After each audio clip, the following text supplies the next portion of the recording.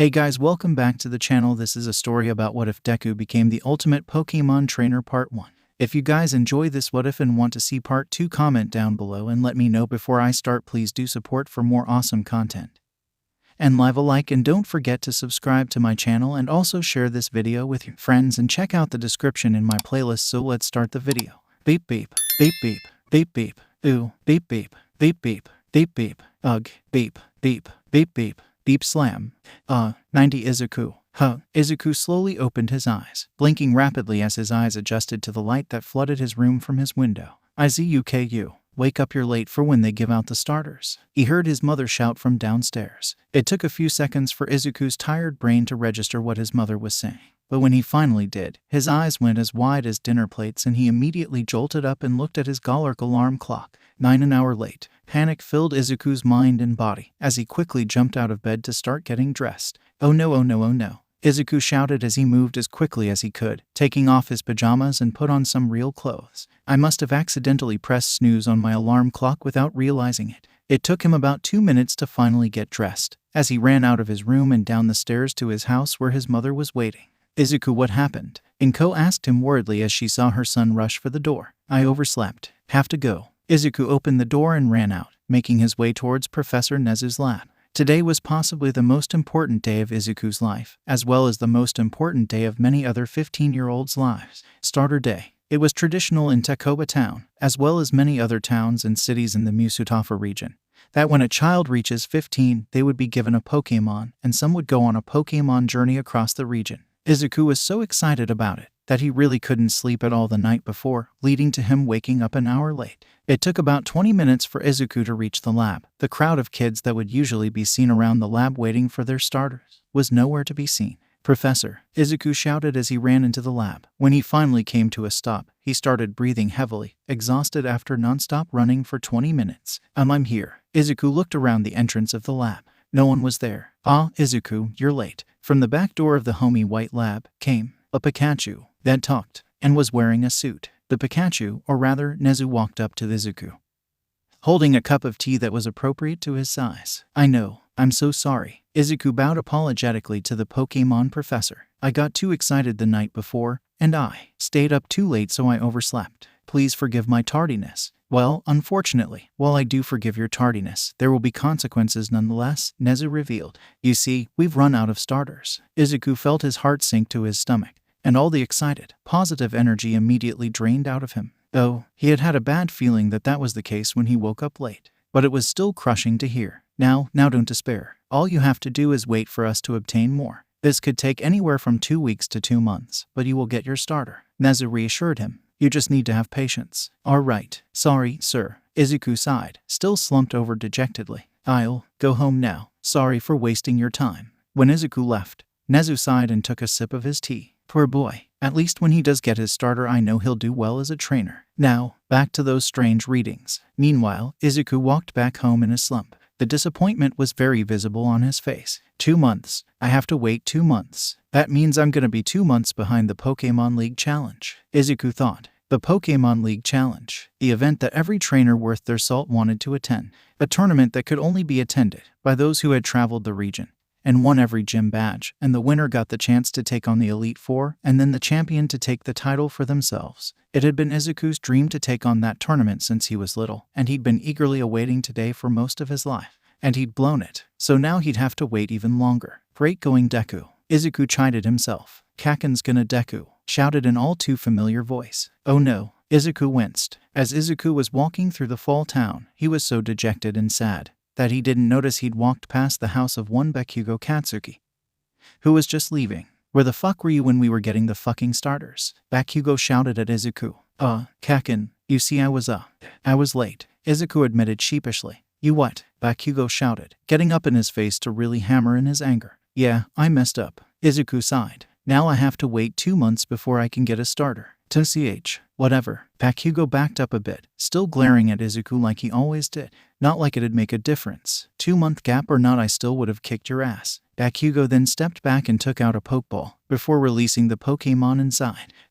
Out of the Pokeball came a Charmander. Wow, is that a Charmander? Izuku asked, admiring the Pokemon in front of him. No, it's a fucking Cyndaquil, Bakugo shouted sarcastically. Of course it's a fucking Charmander. The Charmander noticed Izuku admiring it and struck a proud pose. Man, don't look so fucking pleased with yourself. Deku would do that to any fucking Pokemon. 𝗏𝗃𝐽 scowled before returning Charmander back into the ball. So you really are gonna be a fire-type specialist, Izuku said, looking at 𝗏𝗃𝐽 ecstatically. Fucking duh. 𝗏𝗃𝐽 rolled his eyes. I told you that shit years ago. Type specialist. In the world of Pokemon, some people simply felt attuned to a certain type as opposed to others. As such, these people would only catch one type of Pokemon. Type specialists are incredibly common, and most gym leaders and Elite Four members have been type specialists. Well, I'm gonna get back to training. I don't want to waste time talking to a worthless idiot like you, 𝗏𝗃𝐽 huffed as he turned away and walked back into his house. Izuku sighed. It was nice talking to you too, Kaken. Just as Izuku was about to walk back home, he heard something. WHOOH. He heard cheers coming from the middle of town. Izuku turned towards the noise. What's that? Deciding to investigate, Izuku ran towards the source of the noise. Turns out, the source of the noise was a massive crowd, consisting of almost everyone in town. Izuku made his way through the crowd, and his jaw dropped when he saw what it was the town was crowding around. In the center of the town, standing under the stature of the town founder and his zigzagoon, was the champion of the region, All Might. Greetings, citizens. I am here, All Might shouted out, his deep voice. His figure loomed over the entire crowd as he waved at everyone. All Might. Izuku was one of the many people screaming the champion's name. Izuku had idolized All Might and his Pokemon ever since he could remember. All the children did. He was undoubtedly the strongest champion in existence, and he used his great power to help the people of the region. He was admired by all, and all trainers aspired to be even half as strong as he was. Hello, people of this fair town. I have come here because of reports of a strange and dangerous Pokemon that has been causing trouble. All Might explained to the people. Mutters and whispers broke among the townspeople. A strange and dangerous Pokemon. I wonder what it is. Izuku couldn't help but feel a mix of excitement and fear. On one hand, he would really like to see what Pokemon was powerful enough to warrant All Might's attention. On the other hand, that also sounded like an easy way to die. I would like for everyone to go home for the night, while I search for this Pokemon, All Might told everyone. Now, if you excuse me. All Might then took out a Pokeball and released his Golurk. I must be off. All Might hopped onto the massive Pokemon as the Golurk retracted its arms and legs and took off into the air like a rocket as fire exploded out of the holes. Izuku watched the powerful Pokemon and the champion rocketed off. The crowd then started muttering to each other, murmurs of fear and talk of following All Might's advice. Slowly the people started to disperse, and Izuku figured that he should probably head home too.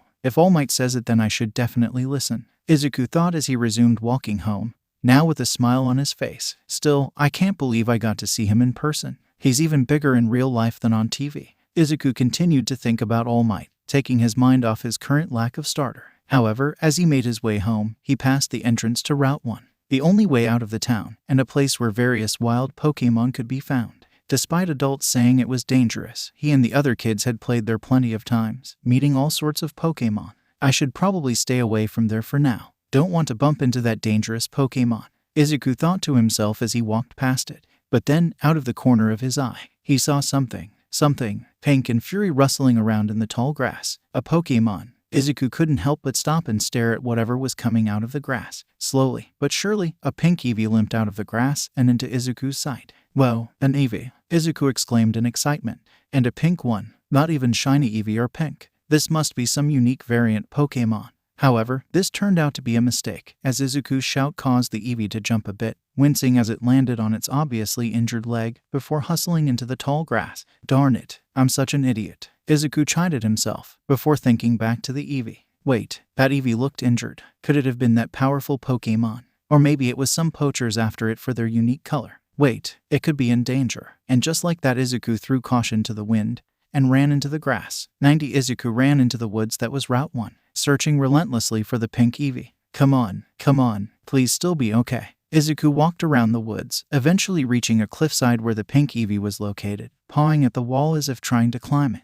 But with its injured leg, it wasn't going to get very far. Okay, Izuku, don't startle them. Be slow, calm, and serene, Izuku told himself as he slowly approached the clearly terrified Pokemon. Snap! Eevee looked at Izuku, and Izuku looked down and saw that he stepped on a twig. Darn it! The strangely colored Pokemon turned around, huddling against the cliffside looking at Izuku with fearful eyes. Hi! Izuku gave the Pokemon the friendliest smile he could muster and kneeled down to make himself look less threatened.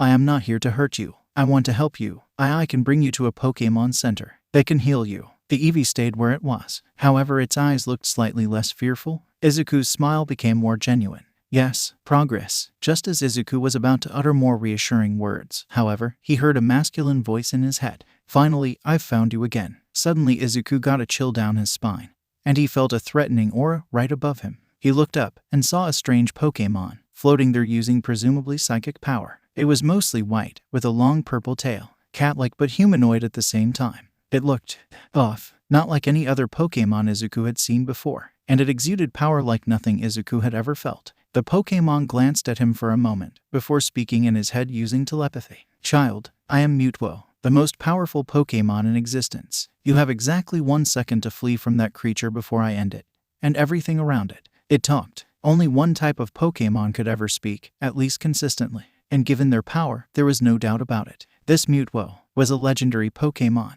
Most people would have done as 𝗵𝗲𝗄 said, and run away as fast as they could. And Izuku did just that, but not before scooping up the Eevee in his arms. Izuku ran as fast as he could with the shaking, terrified Eevee nestled against his chest. He made it a good distance too. But then suddenly in a flash of light, 𝗵𝗲𝗄 appeared in front of him using teleport. Izuku quickly stopped and tried to turn and run the other way, before his body was covered in a purple aura and was lifted off the ground. 𝐻MPH. 𝗵𝗲𝗄 raised its arm, opening its 3-fingered hand, and forming a ball of otherworldly, dark energy. Shadow Ball. If you wish to die with this Pokemon, then so be it. Izuku closed his eyes and wrapped himself around the Eevee, hoping that somehow his body could shield it against an attack from such a powerful Pokemon, as 𝗵𝗲𝗄 threw the Shadow Ball at Izuku and Eevee. 𝐒𝐫𝐴LLION. Use Protect, shouted a familiar voice from the thicket. Suddenly, 𝗂𝐵𝐿LION burst out from the trees, running in front of Izuku, before erecting a rainbow-colored barrier. The Shadow Ball hit the barrier, exploding against it, but doing no damage. Izuku opened his eyes and saw his legendary savior standing in front of him valiantly.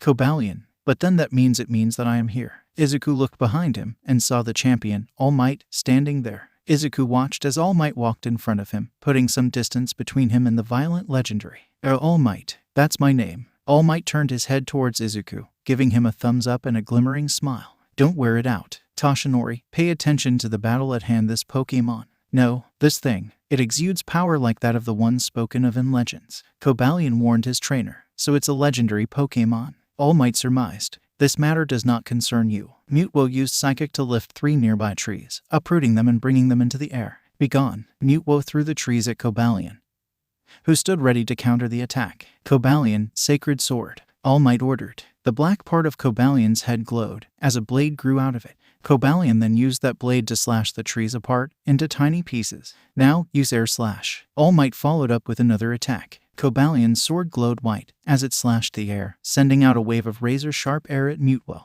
The attack landed, and 𝗵𝗲𝗄 was blown back a few feet. 𝗔𝗨𝗧𝗪𝗧. 𝗵𝗲𝗄 shook its head as it recovered from the attack. The attack hurt more than he had anticipated. He glared at 𝗂𝐵𝐿LION, before it created a purple ball of energy in its hand, and threw it at 𝗂𝐵𝐿ION. Enough, that's Aura Sphere. Izuku realized. Did he realize that 𝗂𝐵𝐿ION is a steel type?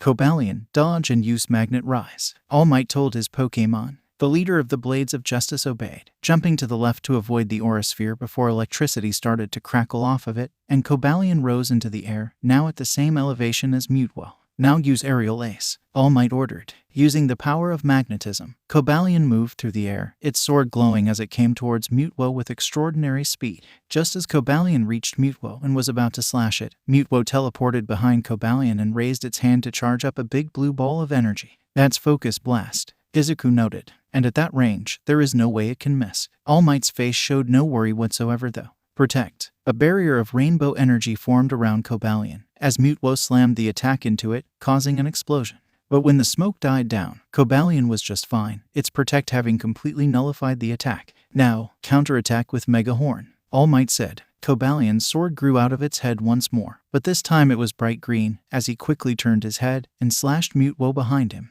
𝐔𝐬𝐼𝐻. 𝗵𝗲𝗄 was knocked down onto the ground by the strong, super effective attack, creating a crater from just how strong the impact was. Now Air Slash, on repeat, All Might said, not giving 𝗵𝗲𝗄 a moment to rest. 𝗂𝐵𝐿ION's sword glowed white, as it unleashed a barrage of air slashes at the psychic legendary. 𝗵𝗲𝗄 used Protect, creating a barrier to defend against the attacks. before using Psychic, covering 𝐒𝐫𝐴Lion in a purple aura before he slammed him into the ground. 𝐒𝐻. 𝐒𝐫𝐴Lion winced in pain as it was smashed into the dirt. 𝗵𝗲, thinking this was an effective strategy, raised its arm, using Psychic to lift 𝐒𝐫𝐴Lion high into the air before bringing it back down. Metal burst. All Might shouted before 𝐒𝐫𝐴Lion hit the ground. 𝐒𝐫𝐴Lion's body glowed before it suddenly became covered in metal, and when it hit the ground, the metal broke apart off of its body and flew at 𝗵𝗲. 𝐔𝐬𝐽. 𝗵𝗲 shouted out in pain as the metal shrapnel hit its body, doing almost twice the damage his own attack did. This freed 𝐒𝐫𝐴Lion from his hold, as the steel, fighting type, got to his feet. Now use poison jab. All Might shouted. 𝐒𝐫𝐴Lion charged towards 𝗵𝗲, its hooves growing purple before smacking 𝗵𝗲 repeatedly with them. Gah. 𝗵𝗲 was knocked back a bit before it turned back to 𝐒𝐫𝐴Lion with a look of smoldering anger in his eyes. The psychic type raised its hand, and then suddenly the ground began to rumble, disrupting 𝐒𝐫𝐴Lion's balance before it was suddenly hit by the ground rising up around him. Earthquake. 𝐒𝐭𝐻𝐸 recognized the move. Bow. 𝐒𝐭𝐫𝐴Lion was knocked back by the super effective move as it started breathing heavily, its body having some visible wounds on it now. To do that much damage to 𝐒𝐭𝐫𝐴Lion, and to take this many hits for that matter, this Pokemon is far too powerful and violent to be left alone. I have to catch it, All Might thought. 𝐒𝐫𝐴Lion used Magnet Rise. 𝐒𝐫𝐴Lion's body crackled with electricity, and just as he was about to get into the air, 𝗵𝗲's body suddenly emitted a black, swirling energy, and 𝐒𝐫𝐴Lion was immediately forced back down to the ground. But it wasn't just 𝐒𝐫𝐴Lion. Everyone in the area suddenly felt a mysterious pressure weighing down on them. This is gravity, 𝐒𝐽 said as he noticed the Eevee trembling in his arms. Hey, it's gonna be okay. Eevee looked up at 𝗧𝗑 as he managed to give the strangely colored Pokemon a calming smile. All Might is here, so everything is going to be alright, 𝗧𝗑 told the Pokemon as they looked up to him with wide eyes shimmering with hope. All Might smiled hearing everything 𝗧𝗑 just said. That's right, young man. There is no need to worry. I'll take care of this in just a moment. HMPH. Fools. 𝗵𝗲 raised its arm as it unleashed another earthquake at 𝐒𝐫𝐴Lion. Protect. All Might called out. 𝐒𝐫𝐴Lion used Protect once more, shielding itself from the earthquake, but as soon as the move went down, 𝗵𝗲's body glowed white for a moment.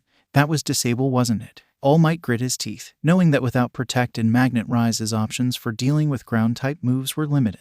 𝐒𝐫𝐴Lion used Smart Strike. 𝐒𝐫𝐴Lion's body glowed with Steel-type energy as it charged at 𝗵𝗲 at lightning-fast speed. 𝗵𝗲 teleported a few feet away, but 𝐒𝐫𝐴Lion course-corrected immediately and crashed right into the Psychic type, hitting it in the stomach. 𝐻. 𝗵𝗲 gasped as it got hit hard, but ultimately it toughed it out and grabbed 𝐒𝐫𝐴Lion by the neck before raising its arm and creating a focus blast. Seeing where this was going, All Might called out 𝐒𝐫𝐴Lion's next move. Metal Burst. 𝐒𝐫𝐴Lion covered himself in steel once more as 𝗵𝗲 hit him with a point blank. Boom! There was a big explosion, forcing All Might, 𝗧𝗑, and Eevee to look away and cover their eyes for a moment before it started to die down. When the smoke cleared, 𝗵𝗲 was on one knee, heavily injured, and 𝐒𝐫𝐴Lion was on the ground. 𝗂𝐐ELION. All Might shouted out in both shock and concern. He knocked out 𝗂𝐫𝐴Lion. But that's All Might's ace. 𝗧𝗑 was beyond shocked. He was stupefied, completely stunned. How could this Pokemon be so powerful? All Might grit his teeth as he picked up 𝗂𝐫�ALion's Pokeball.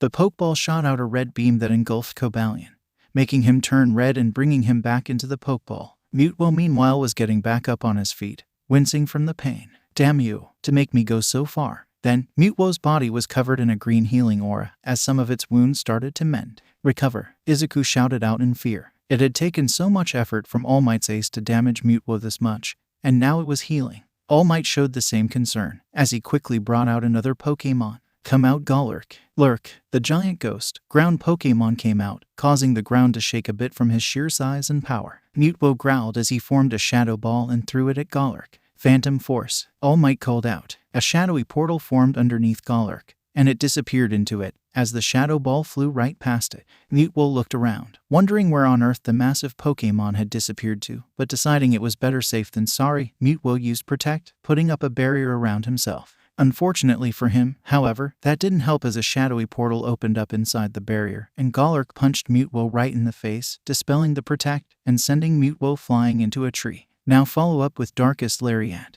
All Might ordered. 𝗏𝗏 cried as it stomped towards 𝗵𝗲, spinning around with its arms out, dark-type energy surrounding it. 𝗵𝗲 saw this and teleported into the sky before the attack could hit. Gravity must have worn off, All Might said as he saw 𝗵𝗲 use Recover while in the sky. Let's fix that. 𝗏𝗏 used Gravity. Lurk, a dark swirl surrounded 𝐒𝐻, as everything became heavier once again, and 𝗵𝗲 fell to the ground, landing on his feet. 𝗵𝗲 teleported behind 𝐒𝐻 and formed a shadow ball. But before 𝗵𝗲 could land the attack, All Might gave 𝐒𝐻 an order. Earthquake. 𝐒𝐻 stomped the ground, causing it to shake and rumble, making 𝗵𝗲 lose his footing and shooting the shadow ball away from 𝐒𝐻 before the ground rose up and smacked him. Now use Heavy Slam. All Might ordered. A steel gray aura surrounded 𝐒𝐻 as he fell backward in an attempt to crush 𝗵𝗲. But 𝗵𝗲 used teleport and moved a few yards away to avoid the attack. And with 𝐒𝐻 on the ground, 𝗵𝗲 decided now was the perfect time to throw another shadow ball. Phantom Force. All Might shouted. 𝐒𝐻 didn't even get up. The shadow portal just formed under him and he sank into it, causing the shadow ball to only hit the dirt. 𝐸𝑚𝗲. It was obvious that the longer the battle went on, the more pissed off 𝗵𝗲 became. A shadowy portal opened behind 𝗵𝗲, and 𝐒𝐻 was about to attack 𝗵𝗲, but 𝗵𝗲 suddenly glowed blue and dashed away at astonishing speeds. Agility. Izuku thought. 𝐒𝐻's fist hit the ground, and 𝗵𝗲 with its increased speed moved behind 𝐒𝐻 and shot out a shadow ball right at 𝐒𝐻's back. Lurk. 𝐒𝐻 shouted out in pain as it stumbled forward, the super effective move doing significant damage to the Pokémon. 𝗵𝗲 then followed up by using Disable, keeping 𝐒𝐻 from using Phantom Force again. Damn it. Without Phantom Force, 𝐒𝐻 has no way to get around his mobility. All Might thought, as he quickly tried to figure out his next move. 𝗵𝗲 didn't give him much time though, as he had already formed 2 shadow balls and shot them at 𝐒𝐻. Darkest Lariat. All Might ordered. 𝐒𝐻 spun around, its fist colliding with the shadow balls, destroying them. Now use Gravity again. All Might ordered, figuring that the effect must have worn off by now. Dark spiraling energy surrounded 𝐒𝐻 as gravity was once again renewed. 𝗵𝗲 then raised its arm, and suddenly giant green energy in the shape of grass came out and smacked 𝐒𝐻. Lurk. 𝐒𝐻 was thrown back a few feet, landing on the ground, heavily damaged, but not yet out. That was Grass Knot. Not only is that super effective, but against a Pokémon like 𝐒𝐻, it's basically ultra effective. Izuku thought to himself, as he saw the huge Pokémon struggle to get back up. He did so much damage and only landed 2 attacks. They were both super effective, but still, that's insane. But then he took a look at 𝗵𝗲. It was heavily damaged and wounded. If it weren't for those recovers, then it definitely still wouldn't be standing right now. Izuku looked down to the Eevee. Look, he's almost down, and All Might still has 5 Pokémon. Don't worry, Eevee responded, still looking worriedly at the battle. 𝐒𝐻, return. All Might brought out 𝐒𝐻's Pokeball, and returned the Pokémon before looking down at it and smiling. You did wonderfully. Take a rest now. Then, the champion brought out another Pokeball. Come out, Haxorus. All Might opened the ball, and out came the axe-headed dragon-type Pokémon. First impression. All Might called out. Suddenly, Haxorus sprinted at 𝗵𝗲 at astonishing speeds, its axe head glowing with green bug-type energy, before he smacked 𝗵𝗲 aside. AGH. 𝗵𝗲 shouted out in pain. Now, Dragon Dance. All Might said. Haxorus stomped around, as purple energy swirled around him, increasing his speed and attack power simultaneously. 𝗵𝗲 had gotten to his feet, and used Recover, healing a bit of the damage done to him. Now use Scary Face. All Might said. Ruse. Haxorus's face glowed red, as an intimidating aura was unleashed at 𝗵𝗲, causing his speed to drop a bit, but since he used agility earlier he was still faster than he was originally, but not as much. 𝗵𝗲 opened his mouth, as icy energy formed in it, before unleashing an ice beam at Haxorus. Protect, and then use Scary Face. All Might said. Haxorus put up that same rainbow barrier, which the ice beam hit, doing nothing, and once that was done and the barrier was down, Haxorus's face was once again covered in a red intimidating aura, lowering 𝗵𝗲's speed back down to where it was originally. 𝗵𝗲 used Disable, getting rid of Haxorus's ability to use Scary Face for now. Dragon Dance. All Might ordered. Once again Haxorus performed his dance, increasing his attack and speed even more. As Haxorus was doing this, 𝗵𝗲 brought his hands together and formed an extremely powerful ball of cold energy, before unleashing it as a massive blast of cold heading right at the dancing Haxorus. Protect. All Might called out. The second Haxorus finished its dance, it used Protect, barely managing to get it up in time, as the blizzard hit it, doing no damage. Now, use Rock Slide. All Might shouted. Ruse. Haxorus roared, as suddenly rocks appeared out of midair, and fell down on 𝗵𝗲. 𝗵𝗲 jumped backward, avoiding the rocks as they fell, putting more distance between the 2 Pokémon. Now use Dragon Dance. All Might said. Haxorus once again did its power-up dance, as 𝗵𝗲 used Psychic to toss the boulders aside. Wow, he used Rock Slide to buy time for Haxorus to use Dragon Dance without being attacked again. Izuku thought, looking at All Might with stars in his eyes. Now use Night Slash, All Might ordered. 𝐒𝐻𝑒𝐽𝑒's axe head glowed with dark energy as it charged at 𝗵𝗲 so fast that Izuku could barely see it move. The boosted Pokémon slashed 𝗵𝗲's chest, causing him to go flying once again, rolling across the dirt until he came to a stop. Damn you. 𝗵𝗲 used Recover, but immediately afterward he gasped in pain. Well, it looks like it's finally time. All Might smiled. The poison is finally outperforming your healing. Izuku had a confused look on his face after that was said. Poison? When did he? Oh right, Cobalion's poison jab. That attack must have poisoned him. You did a good job hiding it, but I'm no rookie. I can tell that your Recover was becoming less and less effective over time. All Might told the Pokémon as he brought out an Ultra Ball. Now, it's time to finish this. 𝐻𝑒𝐻𝑒𝑗, no, I will not be caught, 𝗵𝗲 said telepathically, before sparing Izuku, or rather, Eevee, one last glare. I have no further need to challenge you. I have already proven myself superior. I have bigger issues now. And with that, 𝗵𝗲 teleported away. Where did he go? Izuku looked around frantically, afraid that 𝗵𝗲 may pop out anywhere and attack. He's gone.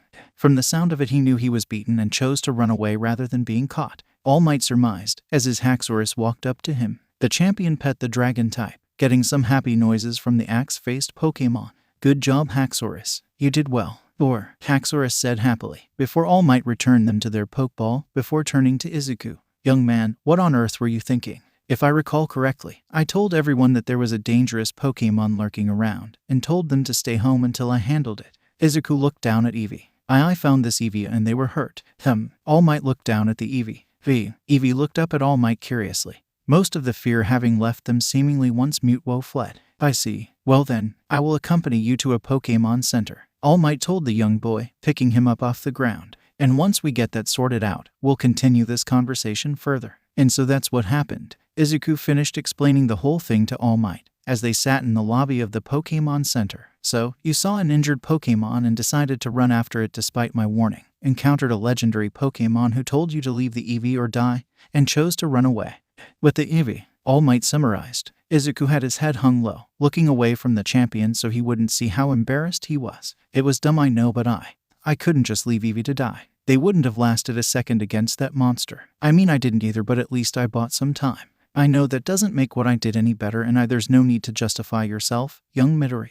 All Might put his hand on Izuku's shoulder, causing the boy to jump in his seat with excitement. Had you not done what you did, I wouldn't have arrived in time to save that Eevee, and an innocent Pokémon would have perished. It's only thanks to you that they're still alive and being treated. There is no need to be ashamed of your heroism. Izuku looked like he was about to cry. He was literally shaking in his seat with joy. Is this a dream? I'm being praised by All Might. Oh my god. Oh my god. Calm down, lad. All Might was a little weirded out at the visibly vibrating fanboy. I get being a fanboy, but by Arceus, this is too much. Excuse me. Can Izuku Midoriya please come to the front desk? Called one of the nurse Joys. Izuku immediately jumped out of his seat and ran over to the front desk. He certainly has a lot of energy, All Might thought. Back at the front desk, Nurse Joy placed Eevee on the desk in front of Izuku, and the Pokémon immediately jumped onto Izuku, running up his chest and onto his shoulder. Eevee rubbed their head against Izuku's cheek as a sign of affection, showing that they had completely warmed up to him.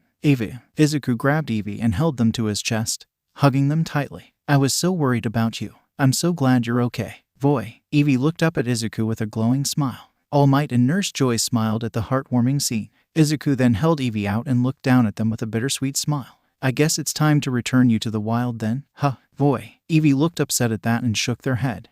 You don't want to go back. Izuku looked confused. I think she wants to stay with you, Mr. Midoriya. Nurse Joy giggled a bit at the boy's unawareness. Izuku was taken aback by that. Stay with me, like as my Pokémon.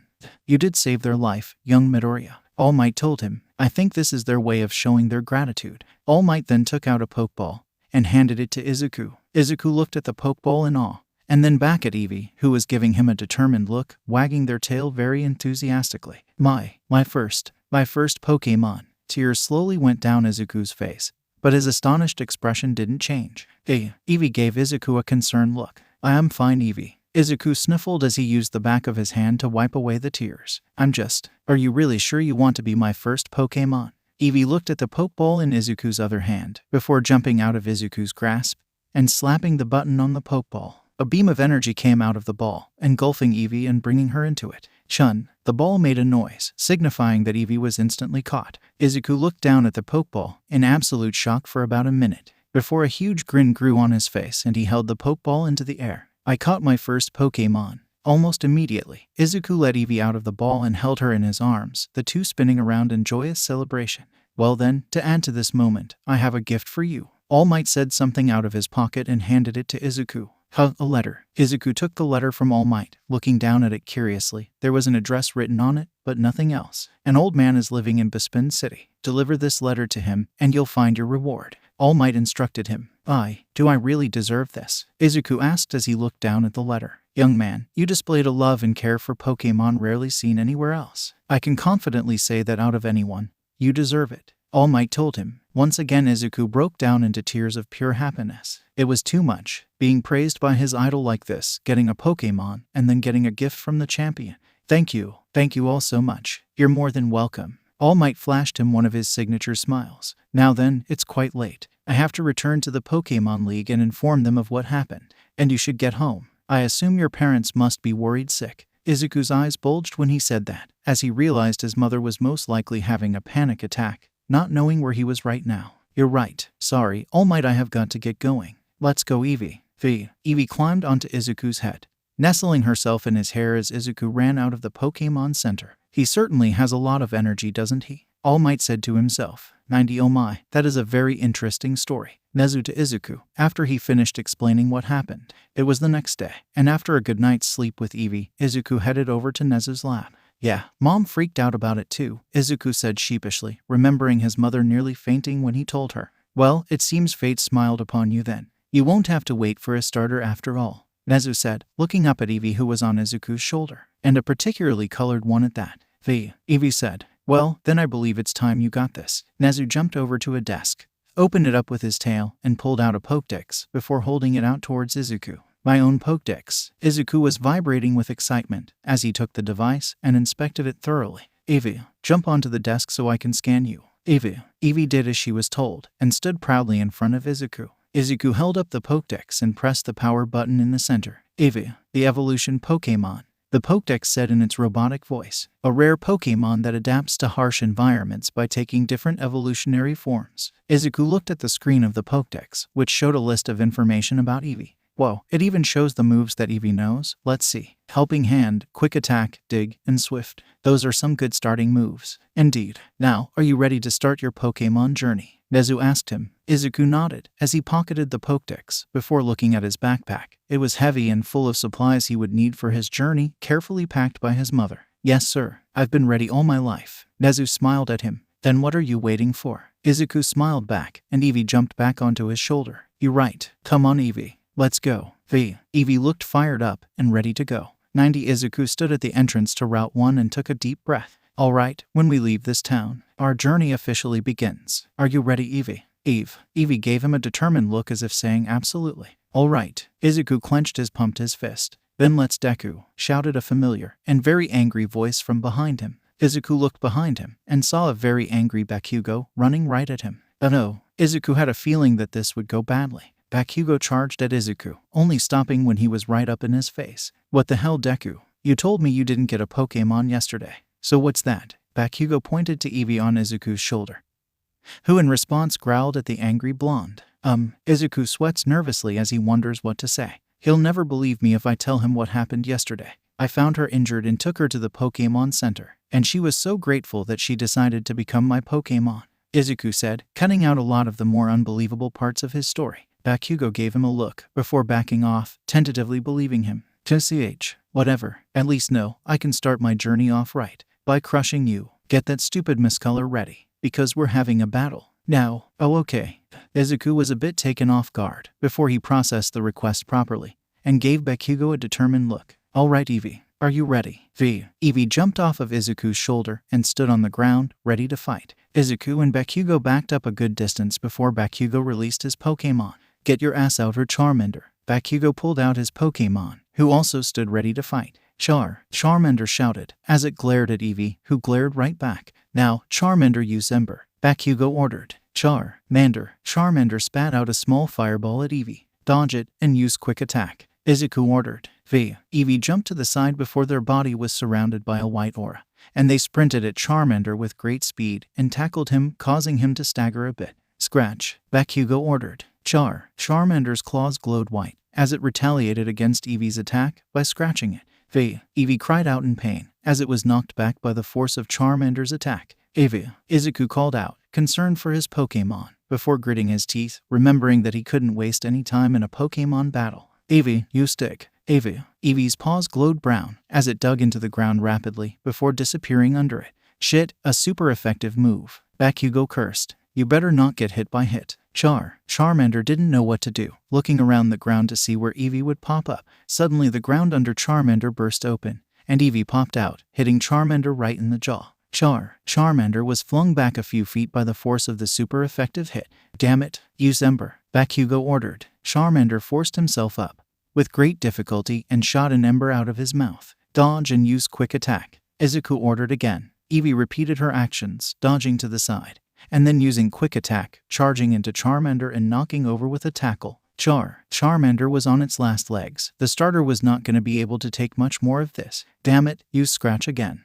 𝗵𝘃𝗀 ordered. 𝐕 used quick attack to dodge. 𝗧𝗂 ordered. 𝐕 was surrounded by white energy, and as 𝗧𝗵𝗲's claw was about to come down on her, and she sped backward, causing the attack to miss. Now use Swift, 𝗧𝗂 said. Stars formed around 𝐕 before they shot out at 𝗧𝗵𝗲. Get out of the way, 𝗵𝘃𝗀 barked. 𝗧𝗵𝗲 jumped to the side, but the stars turned and hit him anyway. Boom! There was a small explosion, making a dust cloud that covered 𝗧𝗵𝗲 completely. When the dust settled, the 𝗧𝗵𝗲 was on the ground with swirls in its eyes. Knocked out. I won. 𝗧𝗂 once again was overwhelmed by joy, jumping into the air as he smiled victoriously. I won. 𝗧𝗏. Don't get so fucking happy, Deku. You only won because I haven't had the chance to train this crappy mon.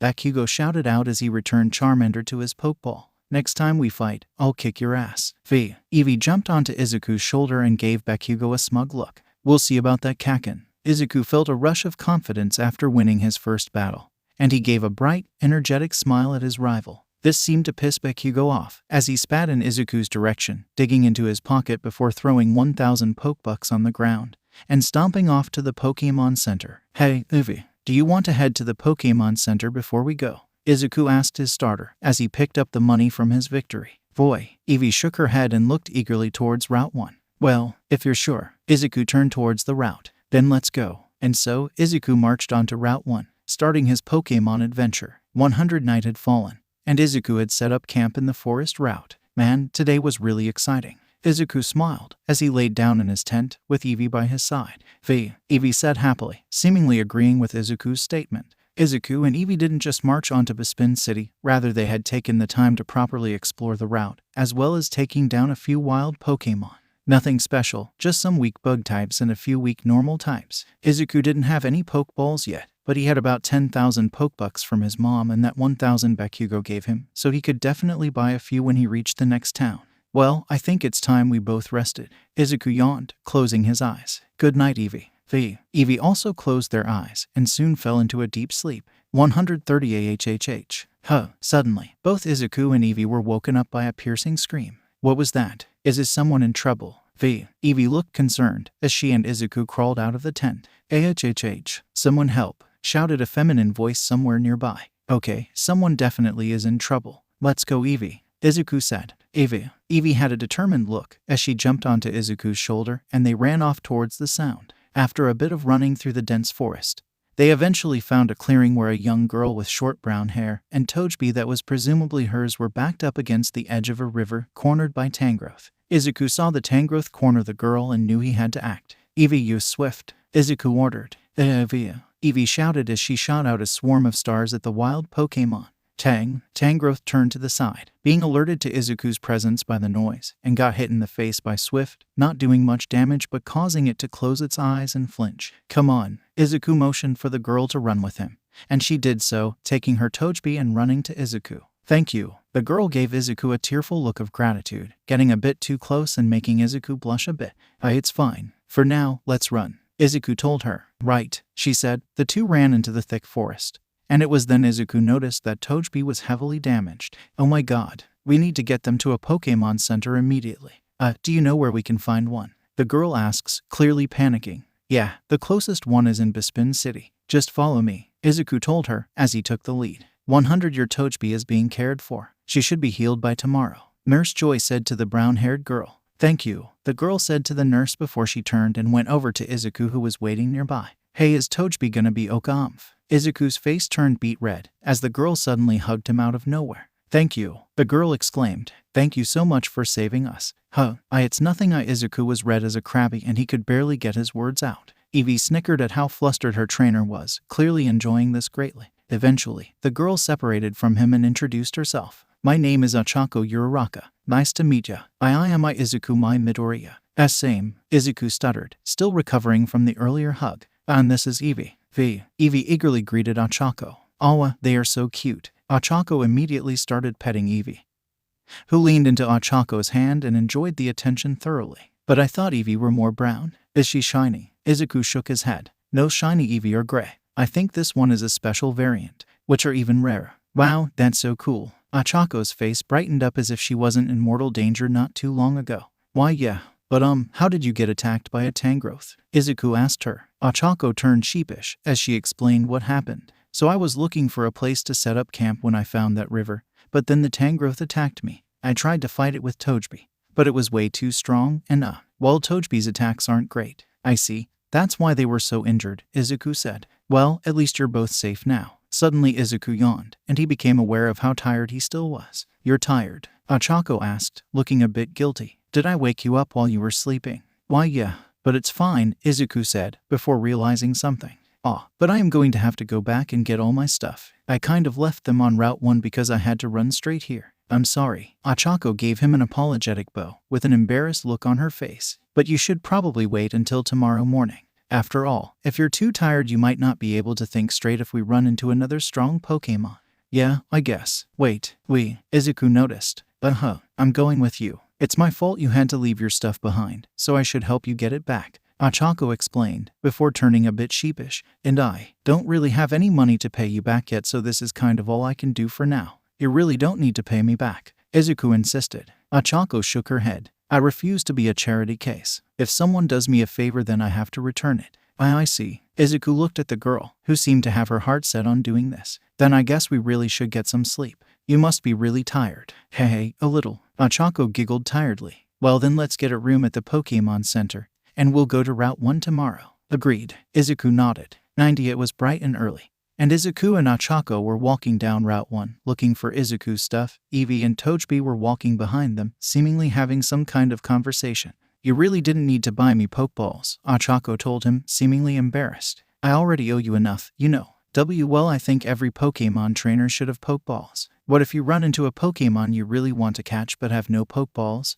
and never run into them again? 𝗧𝗍𝗍 explained flusteredly. Oh, and speaking of Pokemon you want to catch, are you a type specialist? I've always loved flying types. I can't wait for little 𝗃𝗏 to evolve and take to the sky, 𝗂𝐽 said, launching her fist into the air. What about you? Oh, me. I'm a generalist. I'll use whatever types of Pokemon I come across, 𝗧𝗍𝗍 said. Just like the champion, 𝗂𝐽 pointed out, causing 𝗧𝗍𝗍 to blush. Why yeah, I actually met the champion once, 𝗧𝗍𝗍 revealed. Well really? 𝗂𝐽 looked at him wide-eyed. Like, in person? Yeah, he saved me and Eevee from a rampaging Pokemon. A strong one too. 𝗧𝗍𝗍 decided to abstain from telling her that it was a legendary Pokemon and an unknown one at that, not thinking she would believe him. And I got to see him battle in front of my eyes. It was the coolest thing I've ever seen in my life. That's amazing, Midoriya. 𝗂𝐽 smiled at him. I wish I got to see something like that. Seeing the champion fight would probably be a great way to learn and become a better trainer. Yeah, he definitely used some amazing tactics. 𝗧𝗍𝗍 smiled, recalling the fight between All Might and 𝗵𝗏. I'm hoping someday I can get strong enough to surpass him and become the champion myself. 𝗂𝐽 gave him a thoughtful look before seemingly inspecting him, causing 𝗧𝗍𝗍 to once again blush in embarrassment. I know it sounds pretty generic and kind of absurd. It's just a dream of mine, 𝗧𝗍𝗍 said with his head down low. No, it's fine. That's a great goal, 𝗂𝐽 said, picking his mood back up again. My goal is to become a gym leader so I can support my family and protect my town. That sounds amazing. Becoming a gym leader is kind of like becoming mayor of a town or city. It's a seriously impressive feat, 𝗧𝗍𝗍 pointed out. Yup, so I'm gonna have to train long and hard to get that strong. Isn't that right, 𝗃𝗏? 𝗂𝐽 turned and asked her Pokemon. 𝗵𝘃𝗲 jumped up, eagerly agreeing with her trainer. The two reached a clearing in the woods and saw Izuku's stuff sitting there waiting to be collected. Phew, it's still here. 𝐒𝐴𝐺 gave a sigh of relief. I really couldn't have afforded having to replace all that. I wouldn't have forced you to, Izuku pointed out. Not that 𝗂𝐴𝐺 appeared to be listening. Anyway, let me help you get all this packed up, 𝗂𝐴𝐺 said. Not so much offering her help, but rather forcing it. Okay, thank you for the help, Izuku said weakly, as the two started to put things away. 90 all right, that should be everything, Izuku said, putting the last item into his bag.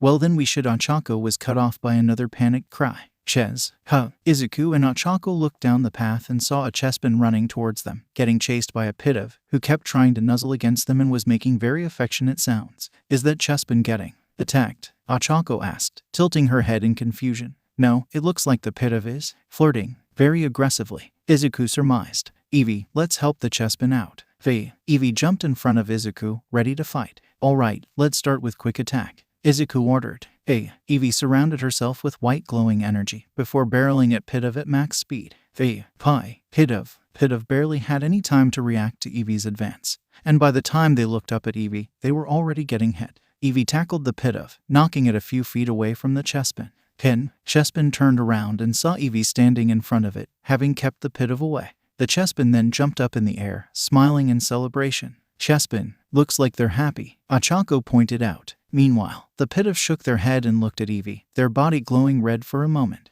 What was that? 𝗂𝐴𝐺 asked. If I had to guess, that must have been rivalry. It's an ability 𝗵𝘃𝗲 has that increases their attack power when they fight a Pokémon of the same gender, Izuku explained. So 𝗵𝘃𝗲 is a girl then, 𝗂𝐴𝐺 surmised. 𝗵𝘃𝗲 unleashed a powerful blast of wind at 𝗵𝐵, causing them to get blown back a bit and take some damage. That was gust, Izuku explained. 𝗵𝐵 used swift EF. Stars formed around 𝗵𝐵 before shooting out at the flying 𝗵𝘃𝗲.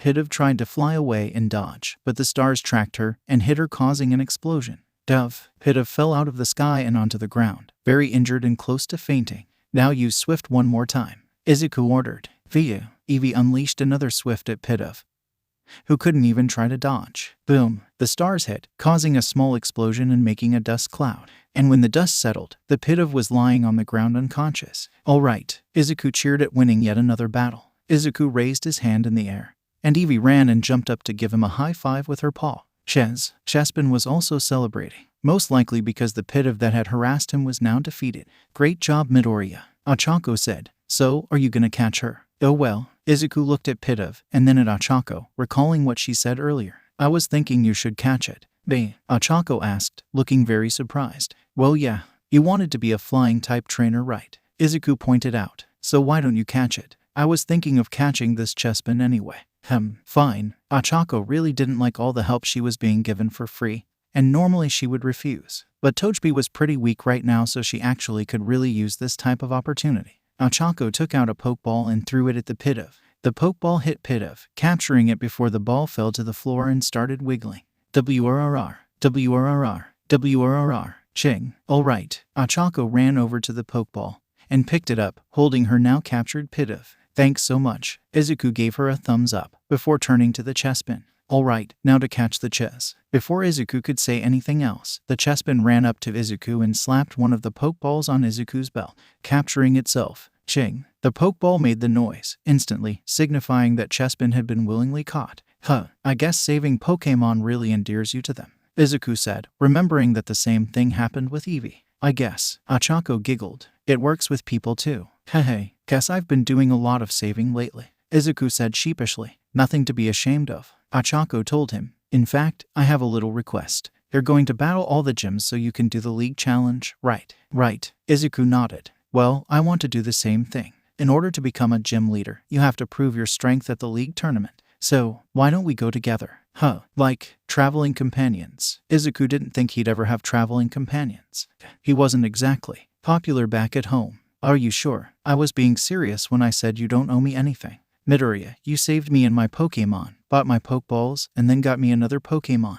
Like I said, I can't just take something and not return the favor, 𝗂𝐺 pointed out. So, since I owe you so much, I might as well travel with you and do what I can to help you out. Plus it helps me too. I get someone to talk to, and we get to keep each other safe. It's a win for everyone. I guess. Izuku was still adjusting to the thought that anyone would want to travel with him. Why yeah, That sounds great. Alright, 𝐒𝐭𝐚𝐲 cheered. Hey, let's go to the Pokemon Center and get our Pokemon healed. And check out our new friends. Good idea. 𝐒𝐭𝐴 agreed. Let's go. 90. Your Pokemon are as good as new, Nurse Joy told 𝐒𝐿𝐴 and 𝐒𝐿𝐴, holding out 2 trays with 𝐒𝐿𝐴 and 𝐒𝐿𝐴's Pokemon on them. Thanks, 𝐒𝐿𝐴 and 𝐒𝐿𝐴 said at the same time as they took their respective Pokeballs. The two of them moved from the front desk to the lobby and took out their partner Pokemon, as well as their new Pokemon. 𝗧𝗵𝗵 popped out of the Pokeball, happy and smiling. 𝗵𝘃𝗲 popped out of the Pokeball and immediately went over to 𝗧𝗵𝗵 to start harassing him, much to his dismay, as 𝗧𝗵𝗵 tried to keep her at a distance with vines that came out of his shoulders. 𝐒𝐵 suddenly jumped in between 𝗧𝗵𝗵 and 𝗃𝗲, annoyed that 𝗃𝗲 clearly wasn't taking the hint, causing the two Pokemon to glare at each other.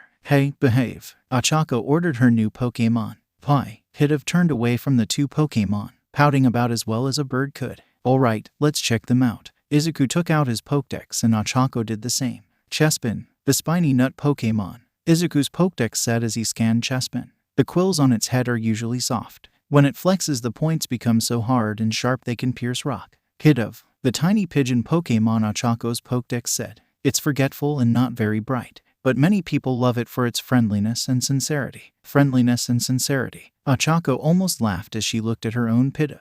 I don't see it. The two looked over their Pokédex. Alright, it looks like 𝗧𝗵𝗵 knows Vine Whip, Leech Seed, Bite, and Mud Shot, 𝐒𝐿𝐴 said. And 𝗃𝗲 knows Gust, Quick Attack, Taunt, and Swagger, 𝗒𝐴 said. Cool. Alright, we should probably get going, 𝗍𝐿𝐴 said as Eevee jumped on his head and 𝗧𝗵𝗵 climbed up onto his shoulder. 𝗒𝐴 picked up 𝗏𝗃 and returned 𝗃𝗲 back to her ball. So, should we challenge the gym? I actually have someplace to go first. 𝗍𝐿𝐴 took out the letter All Might gave him. I have to deliver this to the person living at the address on this letter. But you can go ahead to the gym if you want. Nah, it shouldn't take that long, right? So I might as well go with you, 𝗒𝐴 said. Alright, then let's go, 𝗍𝐿𝐴 said. 70 Bespin City was a pretty mid-sized city, all things considered, with various people and Pokemon going around enjoying themselves. Although there was nothing that seemed truly special about it.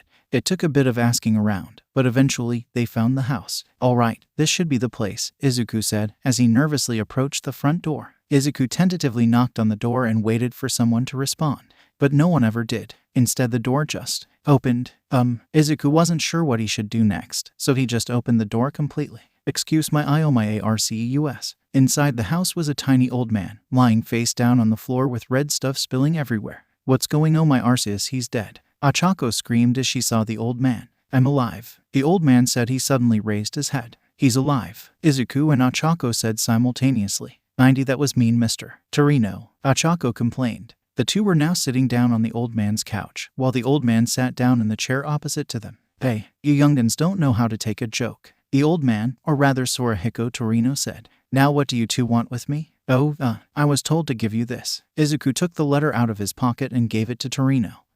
Torino took the letter and opened it, reading it quietly for a few minutes before speaking. I see. He then ripped the letter in two. Yeah, no, I'm not giving it to you. 𝗍𝐴 and 𝗒𝐴 both shouted out in shock. At least not yet, Torino added, calming the two down a bit. Just because you proved yourself to the champion doesn't mean you proved yourself to me. Wait, that letter was from All Might, 𝗒𝐴 shouted. Why didn't you tell me? I didn't think you'd believe me. 𝗍𝐴 defended himself. Hey, I was speaking, Torino said, getting their attention once more. As I was saying, I want to know if you are ready for this gift. So I have a task for you. I'll do it, 𝗍𝐴 said. All Might had said he was the right choice for this gift, and if that meant he had to work for it, then that's what he would do. After all, how could he disappoint All Might? Well, aren't you eager? Well then go to the top of and get me a Salak berry, Torino told them. You can take the girl with you for all I care. You might need the help. Has some Pokemon that might be a bit much to handle for beginners. It's gonna be dangerous. Are you sure you're still up to it? Both 𝗍𝐴 and 𝗒𝐴 looked at each other and nodded, their Pokemon looking fired up for the challenge. Well then get going, Torino shooed them. The sooner we get this over with, the sooner I can take a nap. Right, they both said, as they grabbed their things and headed off to 90. The two made it to the base of the mountain, which had a trail leading up it. So, this is, 𝗍𝐴 said, before looking at 𝗒𝐴. Are you sure you want to come with me? Of course, we're traveling companions after all. I have to make sure you're okay. 𝗒𝐴 nodded. And I want to see what kind of present you get from the champion. That's fair. I'm really excited about it too, 𝗍𝐴 said, taking a deep breath. Alright, let's go. 80. The two of them walked up the mountain path for a while, until eventually they reached a cliffside and decided to take a break. Man, this is a big mountain, Izuku noted, taking a moment to catch his breath. Yeah, but we still haven't seen any big dangerous Pokémon, Ochako pointed out. Maybe he was just trying to scare us. 𝐼𝐴𝐵𝐵𝐵. Suddenly, from the side of the cliff, an 𝗂𝗏𝗏 climbed up onto their level and stood up, growling menacingly at them. Why did I open my mouth? Ochako lamented. That 𝗂𝗏𝗏 looks strong. I don't think we can beat it. Izuku analyzed, thinking of ways to get out of this. They could run, but 𝗂𝗏𝗏 was fast enough that it may catch them. He looked at the cliffside the bear Pokémon was standing next to and got an idea. Uraraka, please send out 𝗵𝘃𝗲. Oh, okay. Come out 𝗵𝘃𝗲, Ochako said, sending out the bird Pokémon. Pi, 𝗵𝘃𝗲 called out. Now I need you to tell 𝗵𝘃𝗲 to use swagger. Izuku asked her. All right, 𝗵𝘃𝗲 use swagger, Ochako ordered.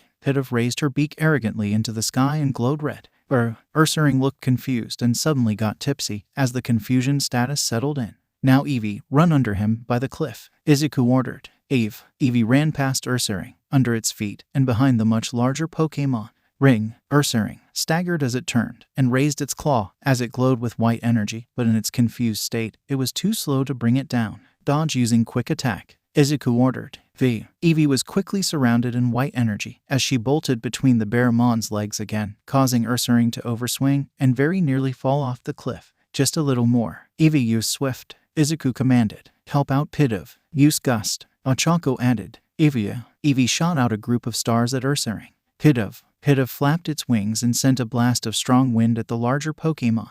𝗂𝗏𝗏 yelled out, as both attacks hit it at once, sending it flying off the cliffside. Phew, both trainers took a sigh of relief, before turning to each other. We did it. Ochako raised her hand for a high five, and Izuku tentatively did high five her. Yeah, Izuku cheered. Let's take a few more seconds to rest, and then let's move on. The two continued climbing up the mountain, before deciding to take another break. I'm tired, but I don't want to get ambushed again, Ochako sighed, before looking around, spotting a nearby cave. Hey, maybe if we rest in there, we won't get attacked. And with that, Ochako went off running towards the cave. Hey wait, Izuku ran after her. The two went decently deep into the cave until Ochako sat down. Now we'll be fine, Ochako exclaimed. I wouldn't be sure. Lots of Pokémon made their homes in caves, Izuku said nervously. And if a Pokémon comes in from the outside, we'll be 𝗃. Both trainers froze as they looked at the entrance of the cave and saw a Graveler blocking the only exit, looking very unhappy. Oh come on, Ochako shouted. It still looks strong, but it is 4 times weak to grass. Izuku looked at 𝗃𝗄𝗏.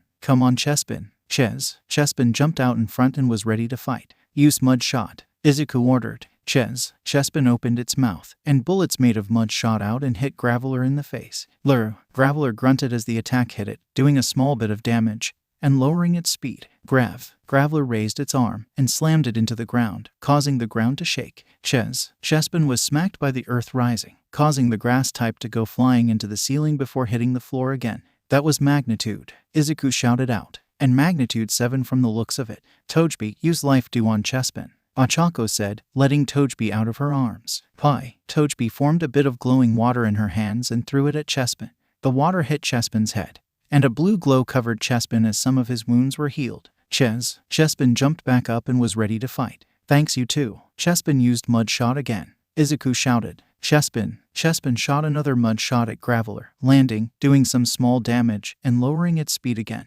Graveler grunted in annoyance as it raised its arm to use magnitude again. Not this time. 𝗃𝗃𝗏 used Vine Whip and stopped them. Izuku called. 10 vines came out of 𝗃𝗃𝗏's shoulders and shot out at Graveler, smacking its arm and interrupting its attack, as well as smacking its face and doing some damage because it was 4 times effective. Now use Leech Seed, Izuku followed up. 𝗃𝗃𝗏 shot out a group of glowing seeds from its mouth at Graveler. The seeds landed on Graveler, sprouting into little plants that embedded themselves on the rock, ground type. Graveler flinched a bit, as its life force was sapped away by the seeds, flowing away as green energy that went into 𝗃𝗃𝗏. Now, non-stop Vine Whip, Izuku ordered. 𝗃𝗃𝗏 shouted as it unleashed a barrage of Vine Whip attacks on Graveler. Graveler was assaulted by 4 times effective attacks, and its life force was drained by Leech Seed. And it was so slow it couldn't get out an attack before 𝗃𝗃𝗏 got out 6. In the end, Graveler knew it was beaten, and so it decided to flee. It curled up into a ball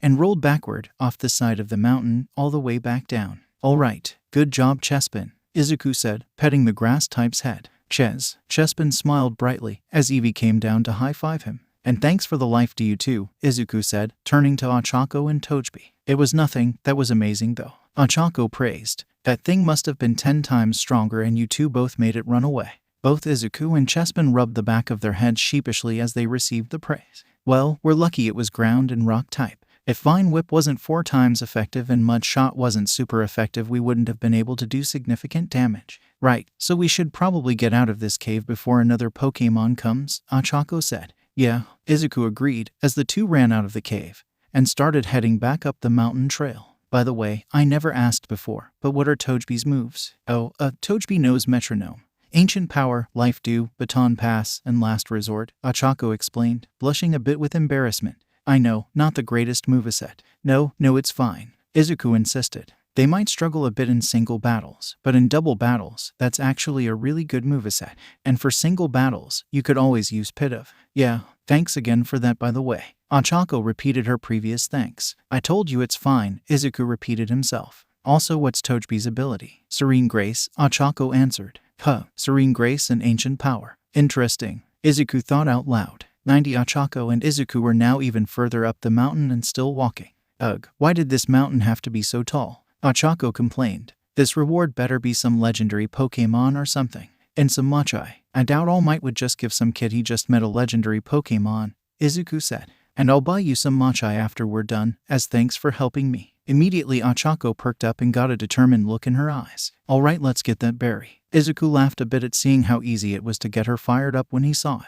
The top of the mountain. We're here, Izuku said, as both he and 𝗻𝗴CO immediately ran up the path to the mountain's peak. At the peak was flat land, where a meadow and a small spring, as well as a plethora of berry trees, and a huge Pangoro, sitting standing guard and staring them down. You have to be kidding me. 𝗻𝗴CO slouched over, completely done with this mountain. I see the berry. Izuku spotted the berry in a tree, right behind the Pangoro. I hate this stupid mountain. 𝗻𝗴CO picked herself back up, with fire in her eyes. Alright, how are we gonna take this thing down? Izuku stared at the Pangoro, who stared back at them, not moving, as if daring them to attack first. Alright, our only chance of beating it in a straight fight is by getting a bunch of ancient power boosts, and then baton passing to 𝗃𝗏, Izuku explained his plan to her. But even with Serene Grace, that's only a 20% chance per attack, 𝗻𝗴CO reminded him. It's our only option. I'll use 𝗃𝗵𝗲 and try to stall them for as long as I can, while you get the boost, Izuku said. I guess that'll have to do. 𝗻𝗴CO nodded. Alright, let's do it. 𝗃𝗵𝗲, 𝗃𝗏, get ready, Izuku said to the two Pokemon. 𝗃𝗵𝗲 and 𝗃𝗏 hopped off their respective trainers and ran over to the Pangoro. Pangoro got out of their sitting position and stood up, towering over the two much smaller Pokemon. Alright, 𝗃𝗵𝗲 use Leech Seed, Izuku ordered. 𝗃𝗏 use Ancient Power. 𝗻𝗴CO followed up. 𝗃𝗵𝗲 spat out a bunch of seeds onto Pangoro, which started to slowly sap away at Pangoro's health. Meanwhile, 𝗃𝗏 summoned floating rocks, surrounded by purple energy, and threw them at Pangoro. Go. Pangoro was hit by the attack, but it did basically nothing to it. But 𝗃𝗏 was surrounded by blue energy, signifying that its power was increased. Alright, first try, 𝗻𝗴CO cheered. Don't celebrate too soon. If we're gonna make up for the power difference, we'll need to do that 3 more times, Izuku analyzed. 3 more times, 𝗻𝗴CO shouted in shock. Meanwhile, Pangoro's arm glowed with dark brown energy, and it was about to slam it down on 𝗃𝗏. 𝗃𝗵𝗲 use Vine Whip and get 𝗃𝗏 out of there, Izuku shouted. Vines came out of 𝗃𝗵𝗲's shoulder and grabbed 𝗃𝗏, getting them out of the way just in time, as Pangoro's attack slammed into the ground, making a mighty thud and breaking up the ground around it, and creating a mighty dust cloud that would have taken out 𝗃𝗏 in one hit. 𝗻𝗴CO said fearfully. That was Hammer Arm. Izuku said, it's powerful, but on the bright side it also makes them slower. Speaking of, 𝗃𝗵𝗲 used Mud Shot. 𝗃𝗵𝗲 shot out a Mud Shot at Pangoro, who took it, taking no damage but lowering its speed. 𝗃𝗏 Ancient Power, 𝗻𝗴CO called out. 𝗃𝗏 once again unleashed Ancient Power on Pangoro, who took no damage once again, but this time 𝗃𝗏 didn't get the boost. Oh come on, 𝗻𝗴CO complained. Pangoro got up and formed a focus blast in their hand. Dodge it, both 𝗻𝗴CO and Izuku shouted. Both Pokemon jumped to opposite sides, as the blast came barreling at them, missing them completely. Mud Shot, Izuku shouted. 𝗃𝗵𝗲 shot out another Mud Shot at Pangoro, lowering its speed once more. Again, Izuku ordered. 𝗃𝗵𝗲 shot yet another Mud Shot, lowering Pangoro's speed one last time. Rapid Fire, Ancient Power, 𝗻𝗴CO said,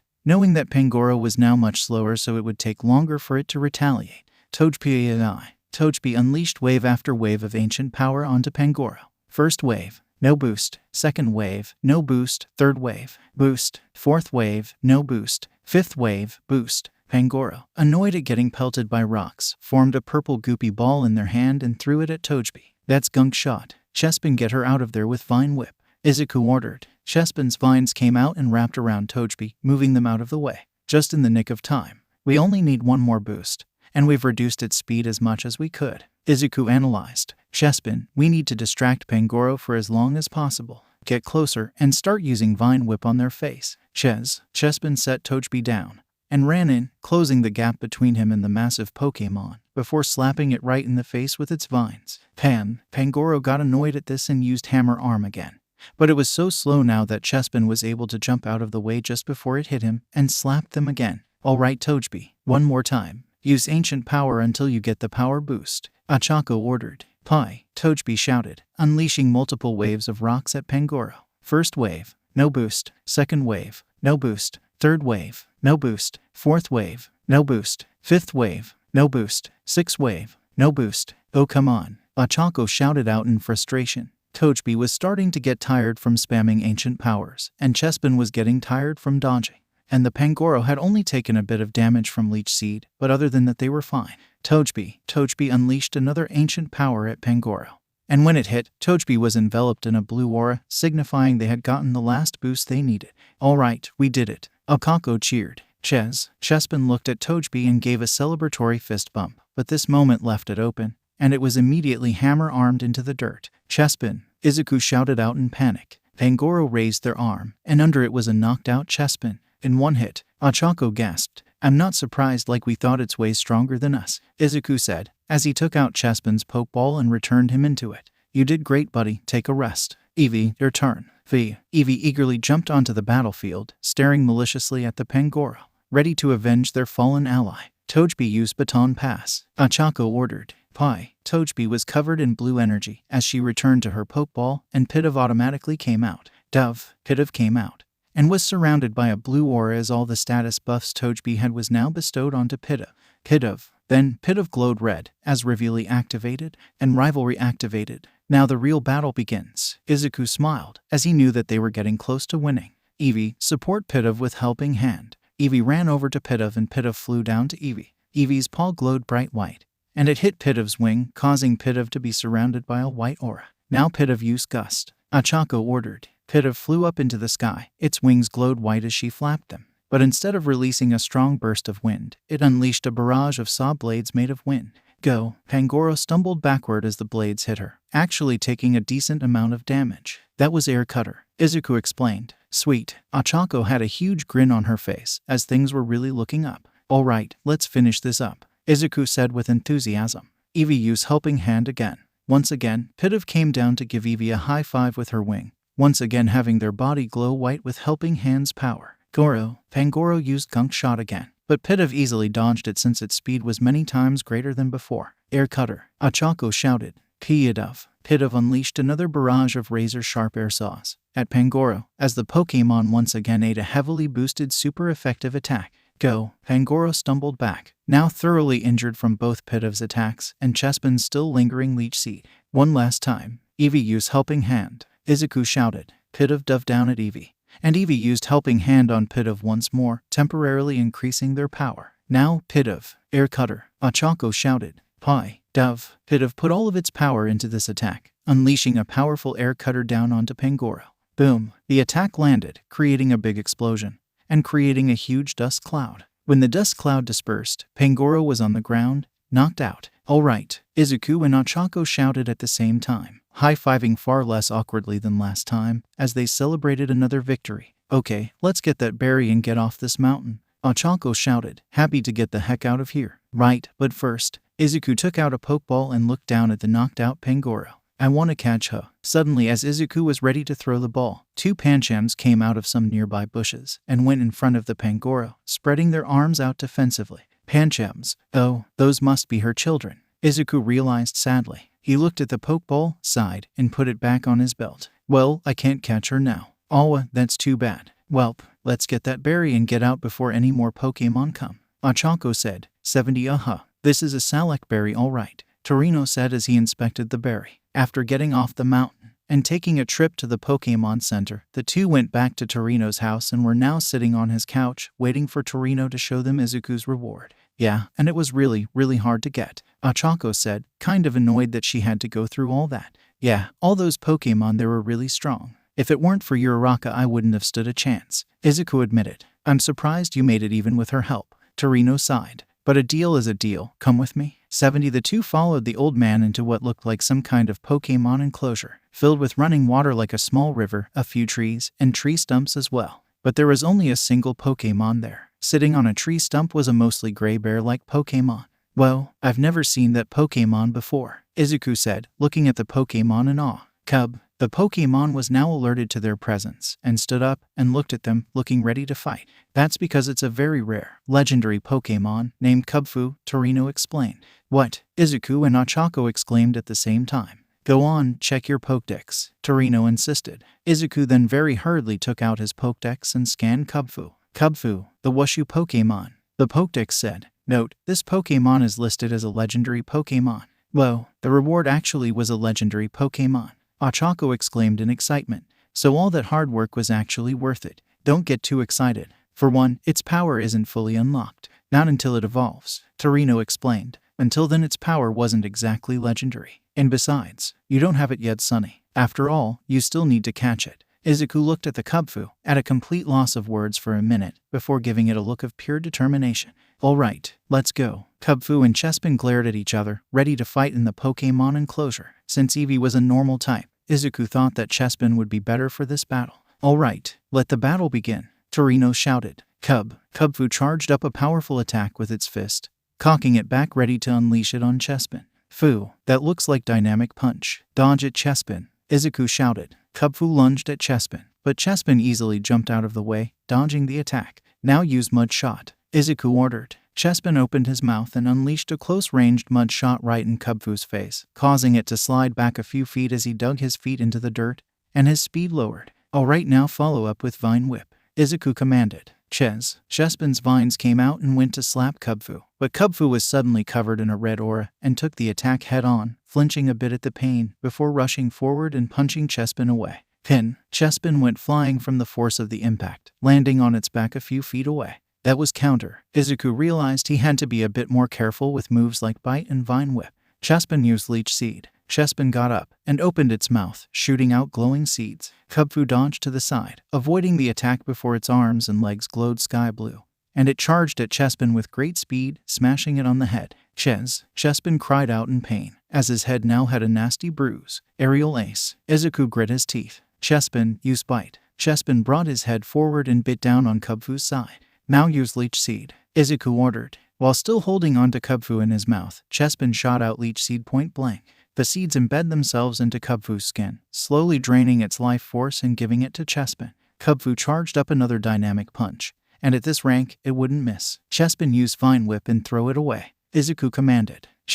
Before Kubfu could finish charging its attack, 𝗬𝗪 released it from its jaw and used its vines to throw Kubfu a couple yards away. Kubfu cancelled dynamic punch and got up, its arms glowing sky blue once more as it got ready to use Aerial Ace. Not again. 𝗬𝗪 used Mud Shot, Izuku shouted. 𝗬𝗪 opened its mouth and shot out mud bullets at Kubfu as it was charging at 𝗬𝗪, getting hit in the face, interrupting the attack, and causing Kubfu to stagger and its speed to lower. All right, 𝗬𝗪, with its speed lowered. We should have a much easier time, Izuku said. Kubfu heard that and seemed to realize the situation it was in, and so it charged up a dynamic punch when it was nowhere near 𝗬𝗪. Izuku looked confused. What is it, Fu? Kubfu then punched the ground, all that power causing it to shake and tremble, causing 𝗬𝗪 to lose its footing and trip. This was seemingly what Kubfu was waiting for, as he jumped up into the air and charged up a dynamic punch. 𝗬𝗪 was caught off guard, and he couldn't get to his feet and run away fast enough. Izuku was stunned at this sudden display of tactics, and couldn't give out any orders in time. But as Kubfu's powerful dynamic punch was coming down on him, 𝗬𝗪 felt the need to at least fight back. 𝗬𝗪 cocked its own fist back, and felt a deep, fearsome power as his arm glowed bright green. 𝗬𝗪. The two glowing fists collided, making a big explosion of force and kicking up dust everywhere. When the dust died down, 𝗬𝗪 was heavily damaged and confused, but Kubfu was knocked a few feet away, and was completely unconscious. I won. Izuku hurriedly pulled out a pokeball and threw it at the unconscious legendary. The ball hit, sucking Kubfu into it before falling onto the ground. BRRP BRRP BRRP ding. I did it. I caught a legendary, Izuku shouted at the top of his lungs, running over to grab both 𝗬𝗵 and the pokeball containing his new Pokémon. We did it, 𝗬𝗵 said, his head bobbing around, as it was still confused. Oh, right. I'll let you recover in your pokeball, Izuku said, putting 𝗬𝗵 back in his pokeball. You really did it, Midoriya. Congratulations, Ochako said, celebrating this momentous occasion with Izuku. But what was that last move 𝗬𝗵 used? That was Wood Hammer, I think, Izuku said. He must have just learned it. Well, wasn't that lucky, Torino said. If he hadn't learned that move when he did, you might have found the battle quite unwinnable. Yeah, a good dynamic punch can change the course of a battle. It's hard to hit, but it's powerful and causes confusion, so if it wasn't for 𝗬𝗵 learning Wood Hammer, I probably would have lost. Izuku nodded in agreement. I'll have to do better in the future. That's right, you will, Torino huffed. With that kind of skill, it's a wonder you made it up and down the mountain.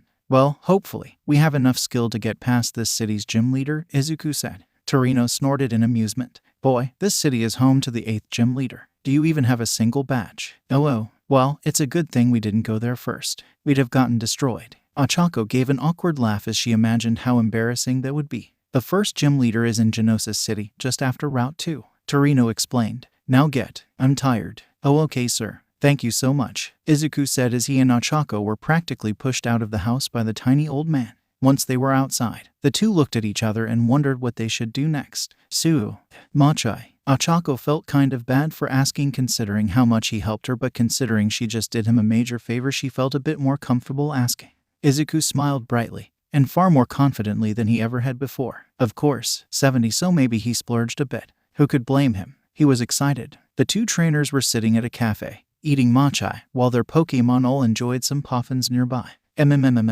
Ochako practically melted in her seat, with a look of pure bliss on her face. This is the best. At this rate, I'll never pay off my debt to you. I think you've more than paid off that debt. Not that I was holding you to it anyway, Izuku told her. Without you, I would have never beat that Pangoro. I mean, in theory you could have just lowered its speed like you did, and then used Leech Seed to lower its health until it passed out. Ochako speculated. Yeah, that probably would have been the best option I could have done all by myself, but even then I doubt it would have worked, Izuku retorted. That thing took 3 air cutters that were super effective, boosted by 4 ancient power boost, by the 25% rivalry boost, and was being boosted by Helping Hand, which boosts the power of its next attack by 50%.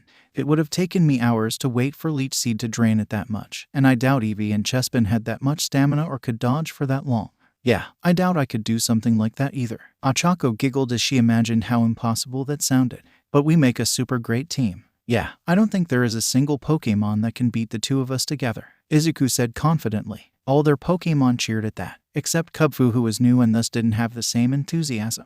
Speaking of the Pokémon, 𝗏𝗏 was now trying to snuggle up to Kubfu, who was very, very confused, while 𝗬𝗵 was giving them a look that said, "Thank Arceus, it isn't me," and Eevee just rolled their eyes. 𝗏𝗏 came over and offered their puffin to 𝗬𝗵, as if asking him to try a different flavor, and so 𝗬𝗵 offered its flavor of puffin to them. So, should we head to Route 2 tonight and look for somewhere to camp, or should we stay at the Pokémon Center tonight?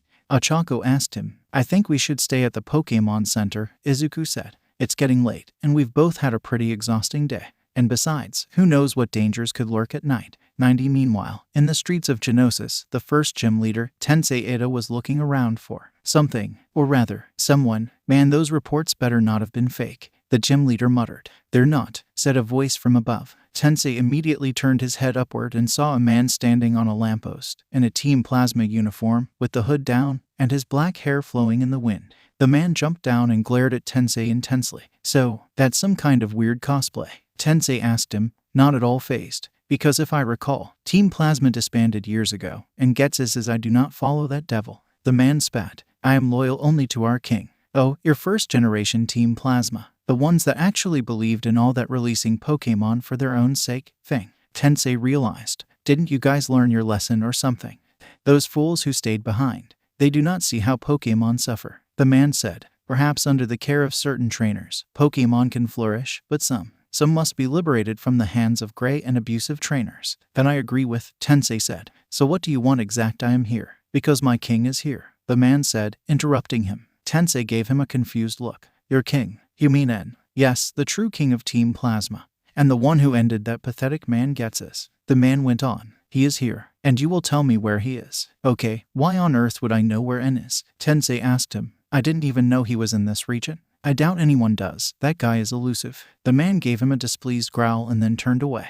𝐻𝗵𝗲. Well, then we have nothing to discuss. That's not quite true, Tensei said. Earlier I got reports that a man in a Team Plasma uniform attacked and brutally injured a man. And I haven't seen anyone else wear a Team Plasma uniform around here. That man kicked his 𝗔𝗪𝗧𝗏 after he lost a battle. He deserved what happened to him. The man said. Okay, releasing someone else's Pokemon. I understand that. Still illegal to do without a permit, but I understand, Tensei said, before giving the man a serious look. But you nearly killed a man, and for that, I can't let you run free. Tensei then took out a Pokeball and released his 𝗓𝗏. The man paused and turned to look at Tensei. You think that scum should have been let go? I don't think you should have almost killed him. No, Tensei answered. I hate Pokemon abusers, but that was a step too far. 𝗧𝗵𝗲. Fine. Then you can share his fate. The man took out a Pokeball and released a 𝗃𝗧𝗏. My name is 𝗧𝗵𝗲 and you will regret this encounter. Okay, it's part fairy type so I should be able to go against it fairly well. Tensei thought. Tailwind, 𝗧𝗏 ordered. Kiss, 𝗃𝗧𝗏 flapped their wings that were glowing bright white, and wind started blowing from behind them. 𝗬𝗏𝗏 use flash cannon. Tensei orders. 𝗬𝗏𝗏. A ball of metal gray energy formed in 𝗬𝗏𝗏's mouth before firing at 𝗃𝗧𝗏. Dodge it, 𝗧𝗏 ordered, and then use Thunder Wave. 𝗃𝗧𝗏 easily dodged 𝗬𝗏𝗏's attack before getting closer and firing off an electric wave that hit 𝗬𝗏𝗏. 𝗬𝗏𝗏 winced as electricity crackled around it, signifying that it now had the paralysis status. Okay, tailwind and paralysis. This could be annoying. Tensei grit his teeth as he planned on how to take down 𝗃𝗧𝗏. Now use Attract, 𝗧𝗏 ordered. Oh come on, Tensei shouted. 𝗬𝗏𝗏 used Dig to dodge it. 𝗬𝗏𝗏 tried to move, but the paralysis kicked in, making it unable to follow to command, while 𝗃𝗧𝗏 shot out hearts that surrounded 𝗬𝗏𝗏 before hitting it, causing hearts to appear in 𝗬𝗏𝗏's eyes. Now use Sweet Kiss. 𝗧𝗏 followed up. I hate you, Tensei deadpanned. 𝗬𝗏𝗏, when it gets close, use Metal Claw. Unfortunately, while under the spell of Attract, 𝗬𝗏𝗏 didn't comply, and so 𝗃𝗧𝗏 just went down and kissed 𝗬𝗏𝗏 on the head. Rant, 𝗬𝗏𝗏 said happily, even though it was now confused. Now just keep using air slash till it faints, 𝗧𝗏 ordered. You are the scum of the earth, Tensei shouted. 𝗃𝗧𝗏 flew into the air and rained air slash down onto 𝗬𝗏𝗏 and was completely and utterly helpless to do anything but just stand there and take it, until eventually it fainted. Alright, that was some bullshit. Tensei didn't like to curse, but if there was ever a time, it was now. But that's not gonna happen again. Come out Klinklang. Clink, the gear Pokemon came out, ready to battle. Alright, since it's electric it can't be paralyzed. And since its gender is unknown, no more Attract shenanigans, Tensei thought. Now use Autotomize. Clang, the gear Pokemon's gears started turning rapidly, as the Pokemon got both lighter and faster. Use Swagger, 𝗧𝗏𝗏 commanded. Kiss, 𝗃𝗧𝗏 lifted its head up arrogantly, causing Klinklang to glow red as its attack stat increased. But it became confused. Of course you know that move, Tensei muttered bitterly. Klinklang, use Electric Terrain. Clang, fortunately, Klinklang managed to break through the confusion and send out a surge of electric energy around them, encompassing the battlefield in an electric yellow color. Encore, 𝗧𝗏𝗏 ordered. Suddenly, a light from above came down on Klinklang, forcing it to repeat its previous move, in this case, Electric Terrain, which since it was already up, would do nothing. Now use air slash on repeat, 𝗧𝗏𝗏 ordered. Once again, 𝗧𝗏𝗏 unleashed a barrage of air slashes, and poor Klinklang could do nothing. Most of the time it just flinched, but when it didn't it would either just fail to use Electric Terrain, or get confused until it was knocked out. Tensei was extremely annoyed, but now he had a plan. He returned Klinklang and sent out his next Pokemon. Come out, 𝗃𝗧𝗏𝗏. 2. 𝗃𝗧𝗏𝗏 shouted out happily, as it was pumped up and ready to fight. Attract, 𝗧𝗏𝗏 ordered. Agility, Tensei shouted. 𝗃𝗧𝗏 shot out hearts at 𝗃𝗧𝗏𝗏, but 𝗃𝗧𝗏𝗏 was encompassed in blue light and dodged the attack as his speed increased. Alright, now use Thunderbolt, Tensei shouted. 𝗃𝗧𝗏𝗏 shouted as he unleashed a bolt of lighting at 𝗃𝗧𝗏. 𝗃𝗧𝗏 cried out in pain as it was hit with a super effective move that was also enhanced by the terrain. Once the attack was finished, 𝗃𝗧𝗏's body crackled with electricity, signifying that it was now paralyzed. Huh, take that, Tensei shouted. How do you like it? 𝗧𝗵𝗲, don't celebrate yet. 𝗧𝗏 returned 𝗃𝗧𝗏, switching her out for a new Pokemon. Bisharp, come out. Sharp. The bladed Pokemon came out, blades drawn and ready to slice. Use mean look, 𝗧𝗏 ordered. Bye. Bisharp's eyes glowed bright red, keeping Tensei from being able to switch Pokemon. He must think that 𝗃𝗬𝗵𝗲 is a threat. Tensei analyzed. Alright, 𝗃𝗬𝗵𝗲 use agility. Taunt. 𝗧𝗵𝗲 ordered. Right before 𝗃𝗬𝗵𝗲 could use agility, 𝐵𝘃 taunted him with his finger, urging him to attack, disabling any non-attacking moves. 𝗃𝗬𝗵𝗲 growled in anger. Alrighty then, 𝗃𝗬𝗵𝗲 lay out some electro webs. Tensei ordered. 𝗃𝗬𝗵𝗲 shot webs made of electricity all over the battlefield, limiting 𝐵𝘃's movement option. 𝐵𝘃, use scary face.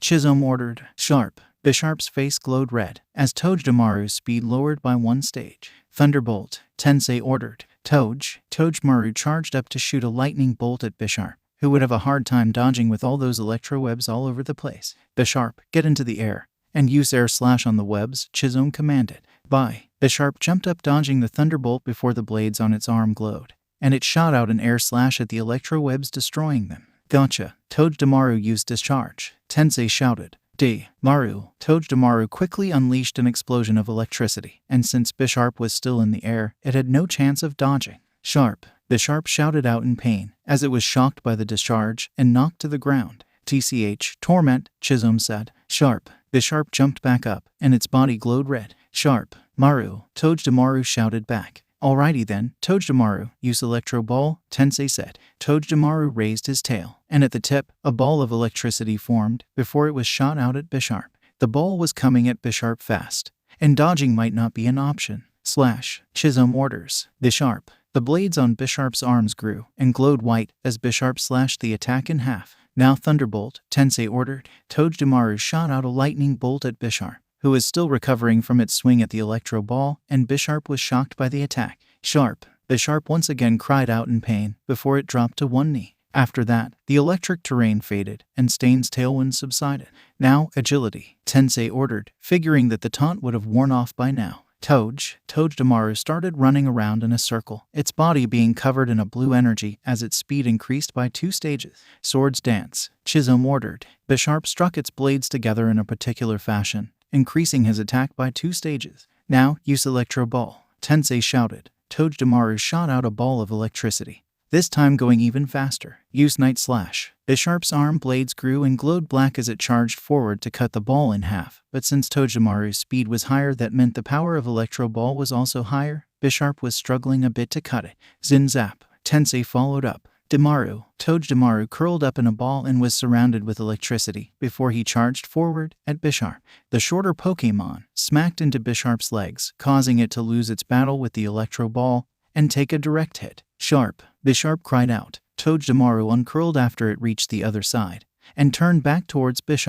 𝗃 tried to get up, but it flinched. Now, use Thunderbolt, Tensei shouted out enthusiastically. 𝗃𝗬𝗵𝗲 shot out one more Thunderbolt. The attack landed, hitting 𝗃, causing a small explosion. When the smoke cleared, 𝗃 was on the ground, knocked out. 𝗧𝗵𝗲 grits his teeth as he returned his Pokémon, before taking out a strange-looking Pokeball. Well, I suppose now would be a good time to test the power of this thing, Tensei repeated with a confused expression. 𝐒𝐽𝗵𝗲 𝗃𝗬𝗵𝗲 said. Out of the strange Pokeball was a small, paper-like Pokémon, looking like it was made out of origami. What on earth is that? Tensei took out his old Pokédex and attempted to scan it. Pokémon unknown. The Pokédex said. What? An unknown Pokémon? Tensei shouted out in surprise, before shaking his head and looking back up towards the battle. Doesn't matter. We'll figure out what this is when I take you down. Now, use Zap. 𝗃𝗬𝗵𝗲 rolled back up into an eclectic ball and charged at Kartana. Detect, and then Sacred Sword, 𝗧𝗵𝗲 ordered. There was a glint in Kartana's eye before it dodged over 𝗃𝗬𝗵𝗲, its arm glowing, and then it slashed 𝗃𝗬𝗵𝗲. 𝗃𝗬𝗵𝗲 was sent flying. That single attack doing way too much damage, even for a super effective move. What? Tensei was shocked by how hurt 𝗃𝗬𝗵𝗲 seemed by that attack. It was abnormal. What kind of power does that thing have? Aerial Ace, 𝗧𝗵𝗲 ordered. The Kartana glowed blue, before moving at marvelous speeds towards the still-down 𝗃𝗬𝗵𝗲 and slashing them. 𝗃𝗬𝗵𝗲 said weakly, as they were knocked away once more and fainted when they hit the ground. How did it's so strong? Tensei said. No, I have to keep a cool head. 𝗃𝗬𝗵𝗲 come back. Now, come out, 𝐒𝐽. Tensei switched out the electric steel type for his ghost steel type, 𝐒𝐽. 𝗬𝗧 cried as it came out. 𝗚𝗵𝗃, I need to look out for King's shield. 𝗧𝗵𝗲 said. Use double team.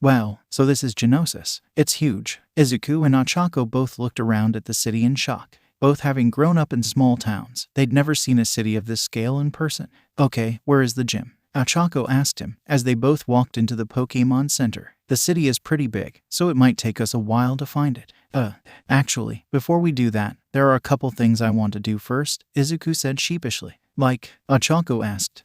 Well, I heard online that this is a steel-type gym, and there is a desert with lots of ground types close by, so I want to try catching one first. And Izuku hesitated a bit. I may have spent a bit too much at that cafe, so we should probably get some money by battling trainers. 𝐻𝐴CO gave him a bit of an "are you serious" look, but didn't judge him too harshly, considering that he spent that money on her matcha. Hey there. Izuku and 𝐻𝐴CO looked in front of them and saw two people approaching them. The first one was a boy who had spiky blonde hair, with a black thunderbolt on the side. He was wearing a black coat and pants, with a white t-shirt. The second one was a girl with short purple hair, wearing much the same get-up, except her shirt was pink. Yo, the boy greeted. My name is Denki Kaminari, and this is Kyoka Gyro. And we heard that you two are a couple of Pokemon trainers in need of cash. Sorry for eavesdropping, but this idiot can't keep to himself. Gyro apologized, but we'd be more than happy to battle you. Really? Izuku said, smiling brightly at the two of them. Wow, that was way easier than I thought. We'd love to battle you.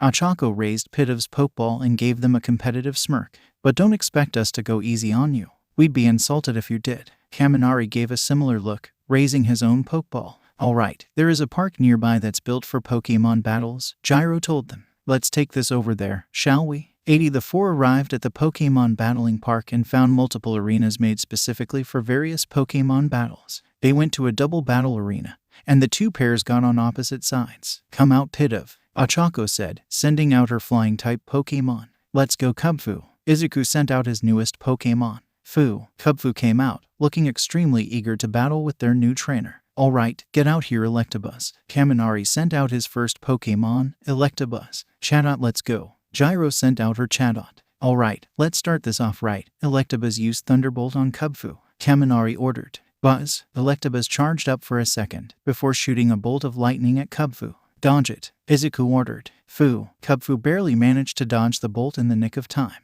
Alrighty then, go in this Thunder Punch. Kaminari shouted. 𝗫𝗏𝗄 charged forward at Kubfu. Meet his fist with Dynamic Punch. Izuku ordered. Kubfu charged up his attack, and as 𝗫𝗏𝗄 came in to punch Kubfu, he unleashed it.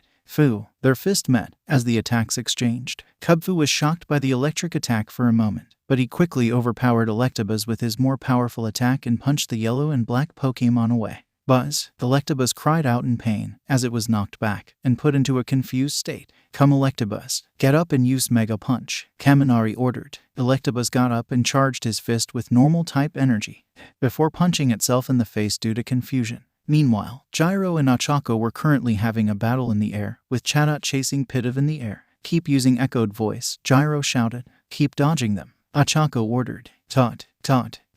Chatot fired a sound blast at 𝗵𝘃𝗲, who managed to avoid each of them. Now use Swagger, 𝐻𝐴CO ordered. 𝗵𝘃𝗲 flew higher in the air, and gave Chatot a smug look, raising their beak up high in a snooty fashion. Chatot's attack raised 2 stages but became confused, and suddenly it had a hard time staying in the air, as its sense of balance was completely thrown off. Crap. Gyro cursed, as she realized how bad this was. Now, air cutter it into 𝗫𝗏𝗄. 𝐻𝐴CO ordered. 𝗫𝗏𝗄 flew around Chatot, getting the angle just right, so that way its air cutter would hit both Chatot and 𝗫𝗏𝗄. Dodge it. Kaminari and Gyro shouted simultaneously. The saw blades of air came down upon the two, hitting Chatot and sending them to the ground, and 𝗫𝗏𝗄 managed to jump out of the way. Oh no, you don't. Brick break. Izuku ordered. Kubfu's hand glowed, as it charged towards 𝗫𝗏𝗄, who was still in the air, and chopped them right in the stomach. Buzz. 𝗫𝗏𝗄 cried out in pain, as it was knocked away. Damn, this ain't looking good, Kaminari said. Gee, you think? Gyro rolled her eyes. Alright, let's go for broke. Wild charge, Kaminari ordered. Buzz. 𝗫𝗏𝗄 jumped up and started swinging its arms around, covering itself in electricity, before charging at Kubfu at top speed. Izuku waited for 𝗫𝗏𝗄 to get close, before giving his order. Counter. Kubfu glowed red and dug his feet into the ground. Buzz. 𝗫𝗏𝗄 charged into Kubfu, damaging the small Pokemon, as well as 𝗫𝗏𝗄, before Kubfu punched it in the gut. Much more damage. 𝗫𝗏𝗧𝗍 was once again tossed into the air, before hitting the ground, unconscious. Meanwhile, 𝗂𝗏 was still very confused and injured from the air cutter. Now, air cutter them again. 𝐒𝐭𝐚𝐲 ordered. 𝗵𝘃𝗲 sent out another round of wind saw blades at 𝗂𝗏. Dodge it. 𝗳𝐼𝐸 ordered. 𝗂𝗏 slammed its face into the dirt before it was hit by the air cutter, causing a massive dirt cloud to kick up. Once the cloud faded away, 𝗂𝗏 was revealed to have fainted. Nice, 𝐒𝐭𝐚𝐲 said, raising her arm, getting a high five from Izuku. Man, you guys aren't bad. Kaminari didn't seem to take this personally, having a good time with the battle despite losing a Pokemon. But we're not done yet. Time for round 2. Gyro added. Come out, 𝗬𝗲𝗏. You two 𝐒𝐩𝐽𝐽𝐽𝐿. Kaminari sent out his next Pokemon. The two Pokemon came out, ready to fight. 𝗂𝐴𝐻𝐴 looked down at 𝗵𝗃, who was looking a bit worse for wear, and decided to change it up. Return 𝗵𝗃𝗄. Come out, 𝗃𝗏𝐵. The brunette switched out her Pokemon, sending out her much more support-oriented partner. Alright, 𝗃𝗏𝐵, use Life Dew. 𝗂𝐴𝐻𝐴 ordered. 𝗃𝗏𝐵's hands glowed blue, before forming a drop of water between them. But before she could throw it at 𝗵𝗃, Gyro spoke up. Oh no, you don't. Hyper voice. Gyro ordered. 𝗲𝗏𝗏. 𝗬𝗲𝗏 shouted, sending out a huge sound wave that hit both 𝗵𝗃 and 𝗃𝗏𝐵. Fu. 𝗵𝗃 cried out in pain, covering their ears along with 𝗃𝗏𝐵. Bulldoze. Kaminari ordered. 𝗃𝗏𝗏. 𝗧𝗏𝗏𝗏 roared, and the ground started shaking around 𝗵𝗃 and 𝗃𝗏𝐵. Darn it. 𝗵𝗃 tossed 𝗃𝗏𝐵 into the air. Izuku shouted. 𝗵𝗃 grabbed 𝗃𝗏𝐵, and just before the ground rose up and smacked him, he threw 𝗃𝗏𝐵 up. Fu. After getting hit by the attack, 𝗵𝗃 fell to the ground, knocked out. Sorry, 𝗵𝗃. Izuku apologized to his Pokemon before looking at his partner. Alright, you're up, Eevee. Eevee jumped off of Izuku and got ready to attack. 𝗃𝗏𝐵, use Life Dew on yourself. 𝗂𝐻𝐴 ordered. 𝗃𝗏𝐵 once again formed a healing drop of water. Hyper voice. Gyro ordered. Not again. Eevee used Quick Attack. Izuku ordered. As 𝗬𝗲𝗏 was about to unleash a super load sound wave, Eevee charged at it cloaked with white energy, hitting them, interrupting their attack. This gave 𝗃𝗏𝐵 time to heal itself using Life Dew. Thunderbolt. Kaminari ordered. 𝗬𝗏𝗏𝗏 launched a Thunderbolt at Eevee. Use Quick Attack to dodge. Izuku ordered. Eevee barely managed to get out of the way in time, avoiding the powerful electric-type attack. Now use Swift on the 𝗧𝗏𝗏𝗏. Izuku shouted. Help them out with ancient power. 𝗂𝐻𝐴 ordered. Eevee shot out a group of stars, while 𝗃𝗏𝐵 shot out a group of rocks. Thunderbolt. Kaminari shouted. 𝗧𝗏𝗏𝗏 launched a Thunderbolt at the two incoming attacks. The Thunderbolt hit Swift, destroying the stars in an explosion. But coming out of the smoke was the still intact ancient power, hitting 𝗧𝗏𝗏𝗏 into the dirt. 𝗃𝗏𝐵 was covered in blue light, signifying that its power was boosted. Wait, it got the boost on the first try. Kaminari balked. They must have serene grace. But even then, that's lucky, Gyro said. Alright. 𝗂𝗏𝗏𝗏 cheered. Now use Baton. Yeah, nope. Use Supersonic. Gyro ordered. 𝗬𝗲𝗏. 𝗬𝗲𝗏 shot out a sonic blast, hitting 𝗃𝗏𝗵 and confusing them. Oh no, 𝗃𝗏𝗵. 𝗂𝗏𝗏 shouted out. Please use Baton Pass. 𝗃𝗏𝗏 didn't seem to understand the order and just waddled around. I need to defend 𝗃𝗏𝗵 until they can snap out of it. A boosted 𝗃𝗏𝗏 would be really useful, Izuku thought. But I can't just have Eevee stand there and take both of their attacks. But maybe a good offense is the best defense. Eevee used Quick Attack on 𝗬𝗲𝗏. Izuku ordered. Eevee once again used Quick Attack and tackled 𝗬𝗲𝗏. Now bite them and keep them in your mouth. Izuku followed up. Eevee bit into 𝗬𝗏𝗏, holding onto them and not letting them go. Kaminari looked between 𝗬𝗏𝗏 and the still confused 𝗃𝗏𝗵. Don't worry about me, get that 𝗃𝗏𝗵? Gyro told him. Alright, use Parabolic Charge on the 𝗃𝗏𝗵. Kaminari ordered. 𝗂𝗏𝗏𝗏's ears stretched out and started glowing with electricity as it was about to shoot out an attack at 𝗃𝗏𝗵. Throw 𝗬𝗏𝗏 in front of the attack Eevee. Izuku ordered. Eevee threw out 𝗬𝗏𝗏 in between 𝗧𝗏𝗏𝗏 and 𝗃𝗏𝗵 just as 𝗧𝗏𝗏𝗏 unleashed its attack. 𝗬𝗏𝗏 cried out in pain as it was shocked, and its life force was drained into 𝗧𝗏𝗏𝗏. When the attack ended, 𝗬𝗏𝗏 fell to the ground, slightly burnt and unconscious. Meanwhile, 𝗃𝗏𝗵 shook itself out of confusion. Alright, use ancient power on 𝗧𝗏𝗏𝗏 to buy some time, 𝗂𝗏𝗏 said. 𝗃𝗏𝗵 sent out another attack at 𝗧𝗏𝗏𝗏, which hit, causing it to cry out as all the health it recovered was taken away, and a bit more. Then 𝗃𝗏𝗵 glowed blue once more, signifying that she got yet another boost. What the hell is your luck? Kaminari complained. 2 in a row. That's like a 1 in a billion chance. Actually, if she has Serene Grace, it's 1 in 10. Technically giving it the same chance as getting the boost on the first try for a normal Pokemon. Gyro pointed out with a frown. Still kinda bull though.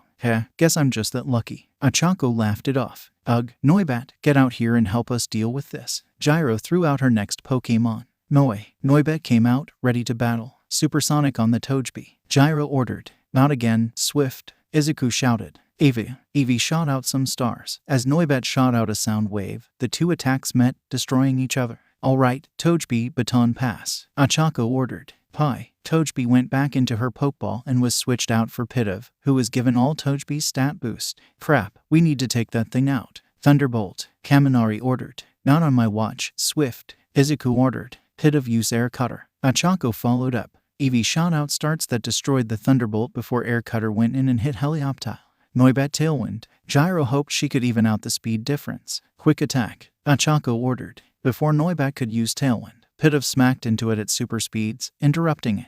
𝗃𝐵 used Stick. 𝗧𝗍𝒂 ordered. A super effective move. Kaminari panicked. 𝗂𝐻EOPTILE jump. 𝗂𝐻EOPTILE jumped into the air, but that just left it open to 𝗃𝗃's attacks. Quick attack it back down to earth. 𝗧𝗏𝗄 ordered. 𝗃𝗃. 𝗃𝗃 smacked 𝗂𝐻EOPTILE, hammering it back down to earth just as 𝗃𝐵 came out and smacked it in the face. This combination attack knocked out the poor electric normal type almost instantly. Okay, this is not going well, Kaminari said as he recalled his Pokemon. One last chance, come on Pikachu. Pika. The electric mouse Pokemon came out, looking fired up. Alright, 𝗃𝗃 use air cutter on 𝗵𝗏𝗄.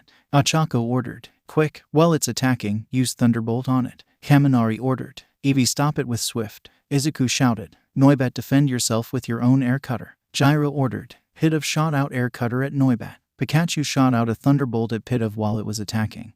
But 𝗃𝐵 shot out swift, which destroyed Pikachu's attack. 𝗵𝗏𝗄 shot out its own air cutter at 𝗃𝗃's air cutter, hoping to cancel out the attack, but 𝗃𝗃's boosted power meant that its air cutter was much stronger, so its attack smashed through 𝗵𝗏𝗄's, hitting the dragon, flying type Pokemon and doing significant damage. Now use quick attack. On 𝗵𝗏𝗄. 𝗧𝗏𝗄 and 𝗧𝗍𝒂 said at the same time. The two Pokemon charged, tackling 𝗵𝗏𝗄 simultaneously and knocking it out. Oh crap, Kaminari said. Pikachu used double team. Pi.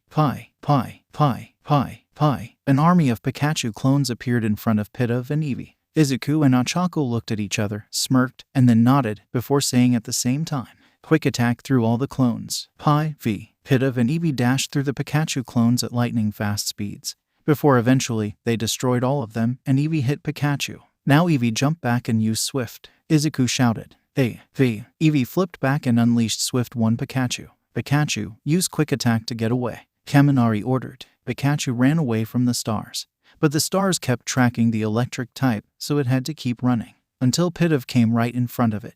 Air cutter. 𝗧𝗏𝗄 ordered. 𝗃𝗃 unleashed air cutter right at Pikachu. Boom! Pikachu was sandwiched between the two attacks, and when they hit they created a big explosion. When the explosion subsided and the dust cleared, Pikachu was knocked out. Man, we got our asses kicked, Kaminari said, as he returned Pikachu and J.I.R.O. returned 𝗵𝗏𝗄. Well, we're out of Pokemon. Guess that makes you guys the winners, J.I.R.O. said. Alright. 𝗧𝗏𝗄 jumped up in the air in celebration before she returned 𝗃𝗃 to her Pokeball. She then took out 𝗃𝗏𝗄's Pokeball and smiled down at both of them. You two did great. You did wonderfully as well, 𝗃𝐵. 𝗧𝗍𝒂 said as his Pokemon returned to his shoulder before looking down at 𝗵𝗃𝗄's ball. And you too, 𝗵𝗃𝗄. Well, here you go. J.I.R.O. walked over to them and handed them 10,000 Pokebucks. Whoa, this is a lot, 𝗧𝗏𝗄 said as she inspected the cash. Yeah, you didn't need to give us that much, 𝗧𝗍𝒂 told them. J.I.R.O. shrugged. It's fine. We have plenty of money. And you two did help up practice for the gym leader. Or should I say, replacement gym leader. 𝗧𝗍𝒂 and 𝗧𝗏𝗄 gave her a confused look. Replacement? 𝗧𝗍𝒂 asked. Yeah, apparently something crazy happened. Someone attacked the gym leader, beat him in a Pokemon battle, and then put him in the hospital, Kaminari told them. And apparently he was using his strong team. Pretty scary, huh? It was. It was very scary. Someone took down a gym leader, 𝗧𝗍𝒂 thought. Gym leaders were powerful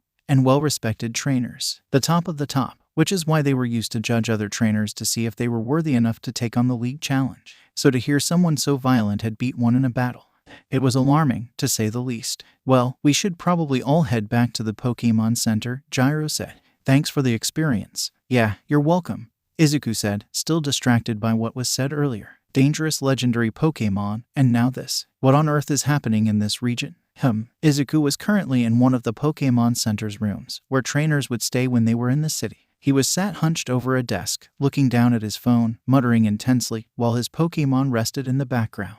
𝗧𝗂 decided to let them rest outside of their Pokeballs, as he never liked the idea of keeping them in there for very long.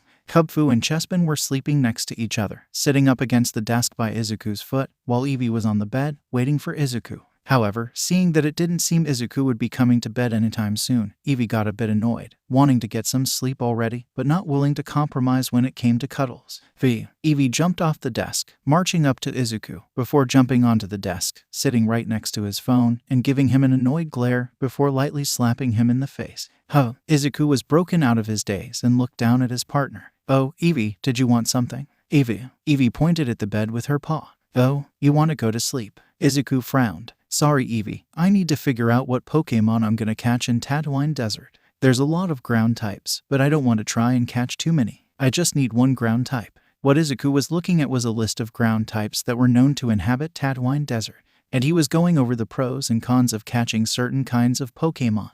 𝐒𝐵 looked at the phone before pressing it with her paw and causing it to scroll rapidly as the Pokemon all rolled through it like they were in a slot machine before 𝐒𝐵 stopped at her paw. His partner Pokemon raised her paw and revealed the Pokemon she chose was a Trapinch. 𝐒𝐿𝐼𝐽𝐻 thought it over. Trapinch is a pretty weak Pokemon usually, with its only saving grace being its strong physical attacks, and it evolves into Flygon eventually, which is an amazing Pokemon and a dragon type, so it'll be easy to catch and get much stronger when it fully evolves. But just a Trapinch it might struggle to keep up, especially because they're typically very slow. But the rest of my team should be able to weaken enemy Pokemon, so that way it can get stronger and evolve. And 𝗵𝗃 should be able to take down most of the Pokemon for the first gym anyway, so I suppose having a weaker ground type shouldn't be too much of a problem.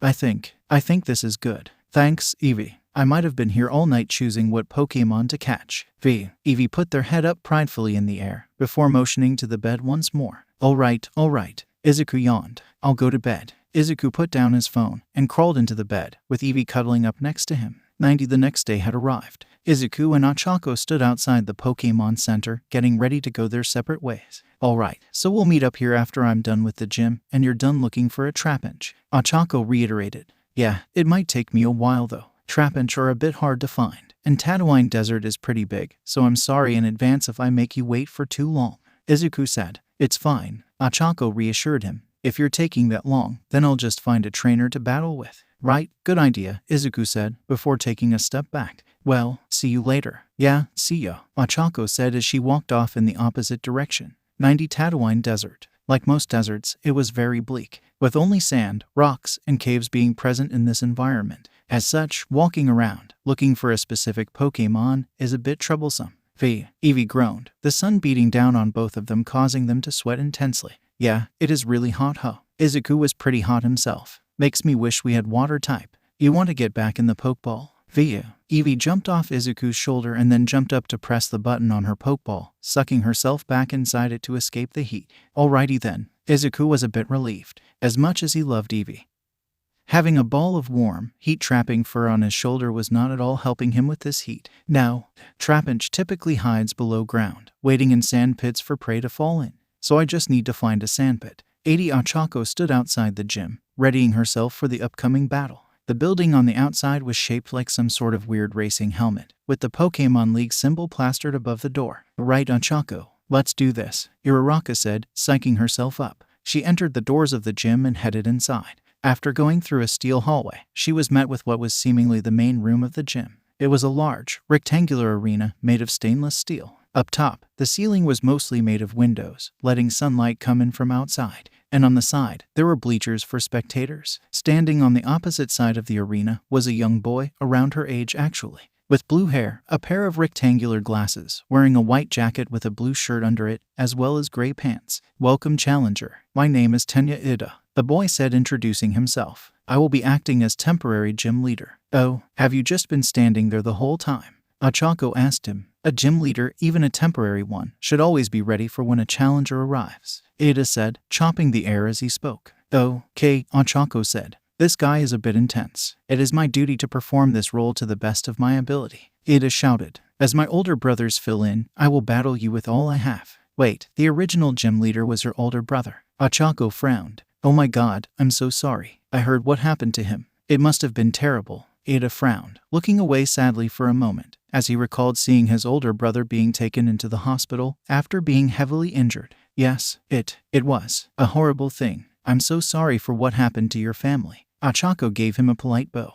But if it makes you feel better, you seem pretty dependable. I'm sure your older brother has some peace of mind knowing you're stepping in for him. 𝐻𝐸𝐽 looked down. I hope so. Thank you. After a moment, 𝐻𝐸𝐽 straightened back up. Now, I believe we should get to the reason why you're here. Right. 𝐒𝐭𝐴𝑐𝐽 put down 𝗬𝗪, who walked up onto the arena getting ready to battle. I'm here to challenge you for the gym badge. Well, then, let the battle begin. 𝐻𝐸𝐽 took out a Pokeball and threw out his first Pokemon. Come out, 𝐻𝐭𝐚𝐲. Edge. 𝐻Ꞡ🨫 popped out, giving 𝗬𝗪 a glare as it got ready to fight. Alright, let's start with Autotomize, 𝐻𝐸𝐽 shouted. 𝐻Ꞡ9. 𝐻Ꞡ9 dropped to the ground and grinded the tip of its blade against the steel floor, increasing its speed by 2 stages. 𝗬𝗪, use Ancient Power, 𝐒𝐭𝐴𝑐𝐽 ordered. 𝗬𝗪 launched an Ancient Power at 𝐻Ꞡ9. Dodge it, 𝐻𝐸𝐽 shouted, and then use Slash. Edge. 𝗠9 easily dived underneath the attack, soaring towards 𝗬𝗪 at great speed while its blade started glowing white. 𝗬𝗪 shouted out in pain as 𝗠9's slash hit and knocked them back a few feet. It's fast, 𝗒𝐭𝐴𝑐𝐽 thought. Now use Fury Cutter, 𝐻𝐸𝐽 ordered. Edge. 𝗠9 charged up at 𝗬𝗪, its blade glow turning green as it slashed 𝗬𝗪 several times before knocking them away. 𝗬𝗪 cried out in pain, as she was now very injured. Not good. 𝗬𝗪 use Life Dew, 𝗒𝐿 shouted. 𝗬𝗪 formed a ball of water in her arms and dropped it on herself, healing them slightly. Use Fury Cutter again, 𝐻𝐸𝐽 commanded. Use Ancient Power, 𝗒𝐿 shouted. 𝗠9 charged at 𝗬𝗪 with great speed, while 𝗬𝗪 formed an Ancient Power attack. 𝗬𝗪 hit 𝗠9 with Ancient Power, just as 𝗠9 hit 𝗬𝗪 with Fury Cutter, knocking them both away from each other. 𝗬𝗪 shook off the attack and found herself glowing blue. Alright, second try, 𝗒𝐿 cheered. Man, I am really lucky with that move. Alright, baton pass. 𝗬𝗪 returned herself back into the Pokeball, switching out with 𝗵𝘃𝐻, who then got all of 𝗬𝗪's stat boost. Lucky indeed. But your luck has run out, 𝐻𝐸𝐽 shouted. 𝗠9 use Slash, use Gust to blow it away, and then use Air Cutter, 𝗒𝐿 commanded. 𝗠9 charged at 𝗵𝘃𝐻, who was flying above them, but 𝗵𝘃𝐻 shot out a blast of air at 𝗠9, causing them to slow down. And then 𝗵𝘃𝐻 shot out Air Cutter, hitting 𝗠9 with saw blades made of wind, knocking 𝗠9 back down to the ground. Now use Swagger, 𝗒𝐿 shouted. 𝗵𝘃𝐻 arrogantly raised her beak into the air, causing 𝗠9 to get confused, while also raising their attack stat up by 2 stages. 𝗠9 floated back up, albeit unsteadily. 𝗠9, please break through it. Use Slash on the 𝗵𝘃𝐻, 𝗵𝘃𝐻 begged his Pokemon. 𝗠9's blade glowed white as it activated Slash, but instead of going for 𝗵𝘃𝐻, it stabbed itself into the ground, getting itself stuck into the steel floor. Alright, 𝗵𝘃𝐻 keep using Air Cutter until it faints. 𝗒𝐿 was getting really excited. Things were looking good so far. 𝗬𝗪. 𝗵𝘃𝐻 shot out wave after wave of Air Cutters at 𝗠9, who was confused and stuck in the ground. After about the 10th Air Cutter wave, 𝗠9 was knocked out. Alright, great work 𝗵𝘃𝐻. 𝗒𝐿 praised her Pokemon. Well, it seems I was wrong about your luck running out, 𝗵𝘃𝐻 said as he returned his Pokemon. But let us see if it will keep up against my strongest Pokemon. Come out, Sixer. 𝗬𝗪's scissor came out, its claws clamping down on the air menacingly. Alright, let's start this off with double team, 𝗵𝘃𝐻 ordered. Soar. An army of Scizors appeared underneath 𝗵𝘃𝐻. Just gust and blow them all away, 𝗒𝐿 responded. 𝗵𝘃𝐻 rapidly flapped her wings, creating a strong wind that destroyed all the clones. Bullet punch while it's still vulnerable, 𝗵𝘃𝐻 shouted. Scissor's claws turned a steel gray before it dashed at 𝗵𝘃𝐻 at impressive speeds, ending up above 𝗵𝘃𝐻 before it unleashed a flurry of punches down on her. Scissor, soar. 𝗵𝘃𝐻 cried as she was smacked to the floor. 𝗵𝘃𝐻, get up and use quick attack, 𝗒𝐿 ordered. 𝗵𝘃𝐻 was surrounded in white light as it charged at Scissor and tackled it right in its midsection, which did practically nothing. Scissor smacked 𝗵𝘃𝐻 away. Use Swords Dance, 𝗵𝘃𝐻 ordered. Scissor clanged its arms together in a particular fashion, its movements reminiscent of a dance, as its attack increased twofold. This could be risky, but if my luck holds out, then if I use Swagger, I can get Scissor to hit itself and do massive damage. 𝗒𝐿 decided she would take the risk. 𝗵𝘃𝐻, use Swagger. Once more, 𝗵𝘃𝐻 arrogantly raised its beak into the air, confusing Scissor while fully raising its attack. Scissor, I beg you, don't inflict damage upon yourself and use Metal Claw, 𝗵𝘃𝐻 shouted. Scissor's claw glowed a bright steely gray as, despite its confusion, it charged down at 𝗵𝘃𝐻 and slammed its claw against the small bird Pokemon, sending it flying across the arena. 𝗳𝗲𝗍 groaned as it hit the floor, knocked completely unconscious. Darn it. 𝐒𝐻𝐿 frowned as she returned 𝗵𝘃𝗲 to her Pokeball, looking at it sadly. It has a +4 attack boost, and it has moves that are super effective against Fairy, including Bullet Punch, and Togepi's not that strong anyway. But maybe if it hits itself, I can use Metronome and get some kind of fire-type move. 𝐒𝐻𝐿 pulled out Togepi's Pokeball, clutching it nervously. I can't give up now. Come out, Togepi. Pie. Togepi came out and looked up nervously at the menacing Scizor in front of her. Togepi. Alright, Scizor, we're almost done. Use Bullet Punch. Ada hoped that Scizor wouldn't hit himself. Just one attack would win him the battle. Sigh. Scizor shook their head, the confused status wearing off entirely before his claws glowed with Steel-type energy, and it charged at Togepi. Pie. Togepi cried, as Scizor unleashed a barrage of blows on the poor Pokémon, knocking her out instantly. Darn it, 𝐒𝐻𝐿 said frustratedly, as she returned her Pokémon. Was that your last Pokémon? Ada asked her. 𝐒𝐻𝐿 sighed. Yeah, well then, it seems I have won the battle, Ada declared, before looking down at his Scizor. Well done, Zor. Scizor gave him a happy look, raising his claw as if to give thumbs up despite lacing thumbs before Ada returned him to his Pokeball.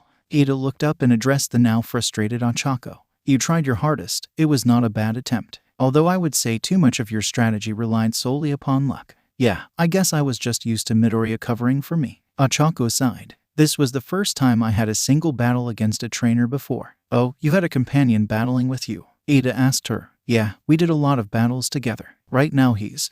Oh, I guess I really shouldn't tell you. 𝐻𝐿 blushed as she realized she almost revealed Izuku's plan. I suppose he is most likely in the desert looking for a ground-type Pokémon to aid him against me. Ada speculated, before looking at 𝐻𝐿's surprised face. It's an obvious strategy. The Steel-type gym is, almost literally, right next to a desert, the place where ground-types make their home. Yeah, I probably would have gotten on too, if I wasn't a flying-type specialist, 𝐻𝐿 admitted. Well, hopefully he's having more luck than I did. Finally. Izuku was finally having some luck. After wandering the desert aimlessly for hours, he finally found a sandpit. Alright, please have a Trapinch inside and not Pinsir or something, Izuku muttered to himself. Izuku carefully approached the sandpit, moving slowly so he didn't accidentally fall in. He looked down into the pit, and a pair of huge, orange jaws sticking out of the bottom of the pit, waiting for something to fall in them. Yes, Izuku whispered, not wanting to alert the Pokémon. Alright, time to go, 𝗬𝗵𝗲. 𝗬𝗵𝗲 came out of his Pokeball and was standing next to Izuku. Alright, pull it out of the ground with Vine Whip, Izuku ordered. 𝗬𝗵𝗲's vines came out of his shoulders and wrapped around Trapinch's maw, before pulling it out of the sand, and the pit entirely, bringing it up in the air and slamming it into the sand on the opposite side. Trapinch seemed extremely alarmed, but quickly got back up, and looked at 𝗬𝗵𝗲 angrily. Trapinch charged at 𝗬𝗵𝗲, its jaw open wide and ready to use bite. But it was really slow. Vine Whip again, Izuku ordered. 𝗬𝗵𝗲's vines came out, and slapped Trapinch in the face, doing significant damage. Looks like it's on its last legs, Izuku thought. It really is pretty weak. But, despite its injuries, Trapinch got back up, with a fire in its eye, and went on the attack again with bite. It has spirit, Izuku noted. Alright, 𝗬𝗵𝗲, Vine Whip one more time. 𝗬𝗵𝗲's vines surged out, and smacked Trapinch again, knocking it aside, and rendering it unconscious. Alright, Izuku threw his Pokeball at the fallen Pokémon, who got sucked up into the device. 𝗫𝗲𝗵𝗲. Ding. Alright, I caught a Trapinch, Izuku cheered, as he grabbed the Pokeball and held it up into the air. After a brief celebration, Izuku looked at 𝗬𝗵𝗲, who seemed a bit down. What's up, 𝗬𝗵𝗲? Izuku asked his Pokémon. 𝗬𝗵𝗲 moved around its arms, seemingly trying to give a message Izuku couldn't fully understand. What is he? Oh, did you not like having to fight a much weaker opponent? Izuku guessed. 𝗬𝗵𝗲 nodded sadly. I see. Well, don't worry, Izuku reassured his Pokémon with a gentle smile. We'll train them up so they can get much stronger. That seemed to have improved 𝗬𝗵𝗲's move, as it went right back onto smiling. 𝗬𝗵𝗲. Izuku smiled back, and pet 𝗬𝗵𝗲's head. Alright, now let's head back to the Pokémon Center. I don't think Eevee will be happy to stay inside her ball for much longer. 𝗬𝗵𝗲 agreed, before being put back inside his Pokeball. After putting the Pokeball back on his belt, Izuku started making his way back to the Pokémon Center. So that's Trapinch, 𝗬𝗲 said, as she inspected Izuku's new Pokémon. Trapinch glared at 𝗬𝗲 wearily, ready to bite if 𝗬𝗲 made a wrong move. It's pretty cute. 𝗬𝗲 smiled at it. Trapinch seemed to have taken offense to that. I think they'd prefer to be called fierce rather than cute, Izuku guessed. Trapinch nodded in agreement. The two of them were currently in Izuku's room at the Pokémon Center, after finally meeting back up. After Izuku returned Trapinch, he spoke. She's not all too strong at the moment. She only knows bite, mud slap, and dig. But I'll change that. Before she knows it, she'll be stronger than ever. I can't wait to see it. Hey, is Flygon a flying type? Maybe I'll get one. 𝐻𝐴𝐾 asked him. Izuku shook his head. They can fly, but Flygon are exclusively ground and dragon type, although a lot of people get confused by the name. Darn, 𝐻𝐴𝐾 pouted. So, how did your gym battle go? Izuku asked her, only to frown when he saw her get more upset. I lost. 𝐻𝐴𝐾 sighed. I tried using luck to win the battle, but it blew up in my face near the end. Izuku cringed. Sorry about that, but maybe you should switch to a more reliable strategy. I doubt there's much I could do, 𝐻𝐴𝐾 said, looking downtrodden. His first Pokémon resists or is immune to all my moves, and I don't have anything that's super effective on either of them. And they are super fast and strong. And he has a super effective move against 𝗏𝗏𝗄, and 𝗏𝗏𝗄's not all that good at single battles yet. 𝗏𝗏𝗄 said sadly. At this rate, I won't get past the first gym without training both of them up for a month. 𝐻𝐴𝐾 sat on the bed, looking down at the floor. And I don't want you to have to stay here and waste all that time because of me. Izuku wanted to tell her that he would gladly wait for her after she helped him climb that mountain, but he's known her for long enough to know that wouldn't help her. He shouldn't placate her, but rather give her a solution. And after thinking for a moment, he found one. Well, there aren't a lot of flying-type Pokémon in the desert, but there is one notable Pokémon in there that evolves into a flying type. Its name is Bagon. Suddenly, there was a spark in 𝐻𝐴𝐾's eyes and her whole face lit up with excitement. Wait, Bagon, as in the Pokémon that evolves into Salamence, one of the strongest flying-type Pokémon. Yup, Izuku was happy that she seemed to have cheered up. Although, it'll be really hard to find. Even harder than a Trapinch. Pretty much every flying-type specialist, a lot of dragon-type specialists, and even a good amount of non-type specialists want to get their hands on a Salamence, not to mention Pokémon collectors and poachers. They're not endangered, but they are very rare and hard to find.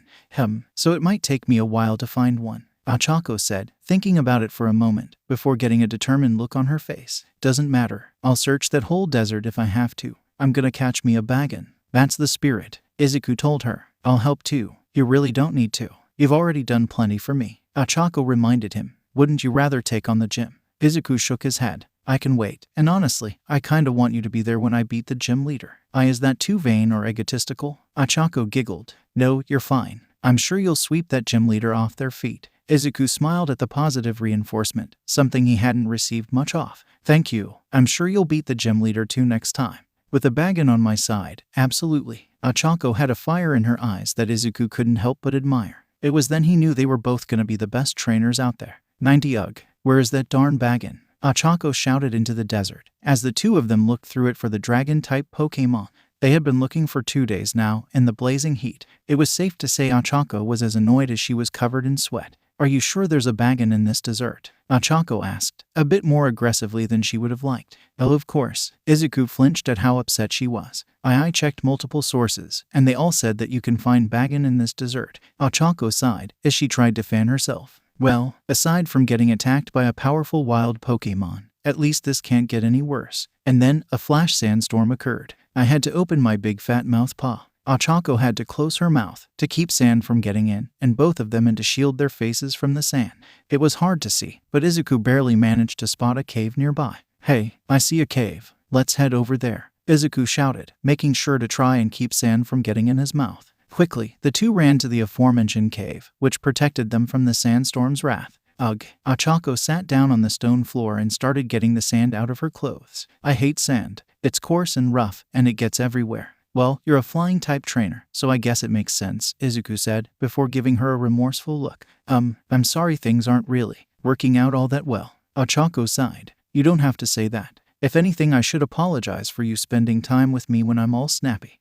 Trust me, I've spent time with much snappier people, Izuku said, as he recalled a certain blonde. 𝐻𝐴𝐾 looked outside and saw the sandstorm was still raging. It looks like this could go on for a while. Yeah, and the cave isn't really deep enough to explore, Izuku said, looking at the end of the cave. So, what should we do? Well, we could talk. We're traveling companions, but we don't know too much about each other. 𝐻𝐴𝐾 pointed out. I guess that's true, Izuku said, before thinking of what to say. So, I grew up in a small town. Actually, it was the town just off Route 1. I wasn't particularly popular. I was a complete nerd, and everyone knew it. I probably would have been fine, but I was always different from other kids when it came to my taste of Pokemon.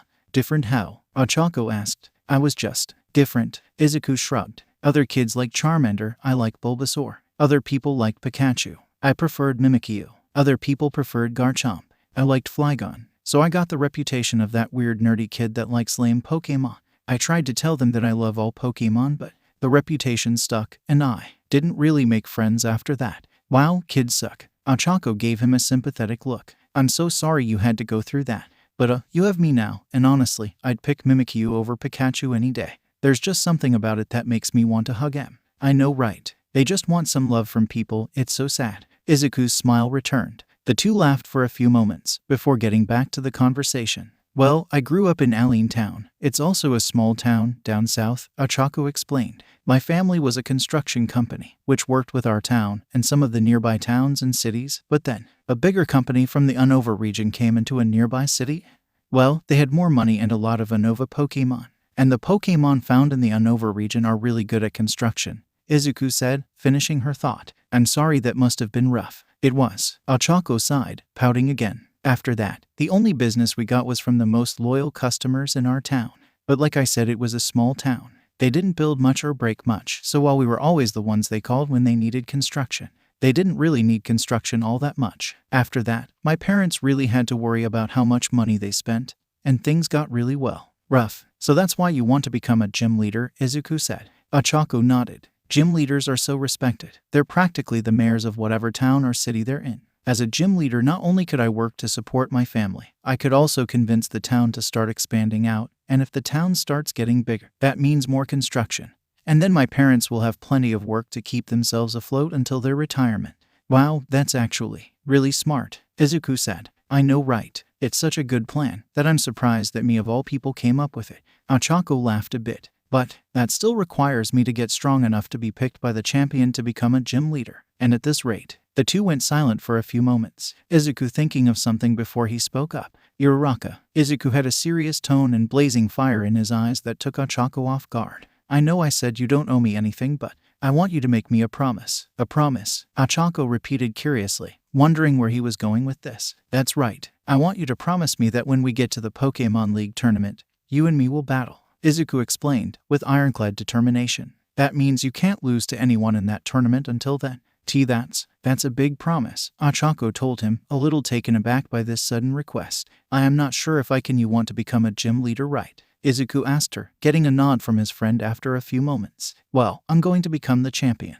And don't think I'm going to hand over the position of gym leader to you just because you're my friend. That's a position you have to earn. And if I'm going to be sure that you're the right person for that job, then I need you to at least make it that far. 𝗂𝐴𝐵 took a second to take all this in, before looking at the determination in 𝗧𝗂𝐴's eyes once more. It was a sight to behold, and in that moment he looked like nothing would stop him. And she believed that. After a few moments, 𝗂𝐴𝐵 looked up, returning 𝗧𝗂𝐴's determined glare with one of her own.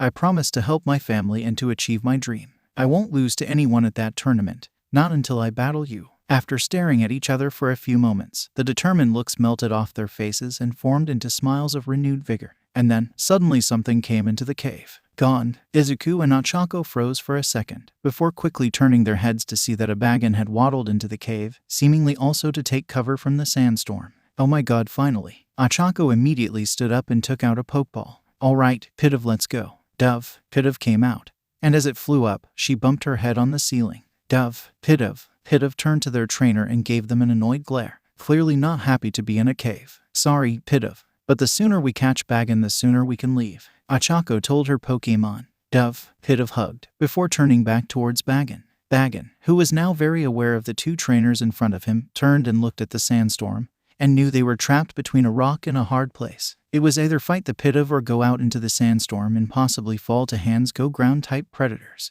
𝗵𝘃 turned around and gave 𝗵𝘃𝗲 a menacing glare. Gone. 𝗵𝘃 shot out an ember attack at 𝗵𝘃𝗲. Dodge it and then use swagger, 𝗂𝐴𝐵 ordered. 𝗵𝘃𝗲 did a mid-air roll to dodge the ember, before raising her beak up arrogantly, causing 𝗵𝘃's attack to go up, and for them to become confused. 𝗵𝘃 waddled around while confused before their heads started glowing white as they activated headbutt.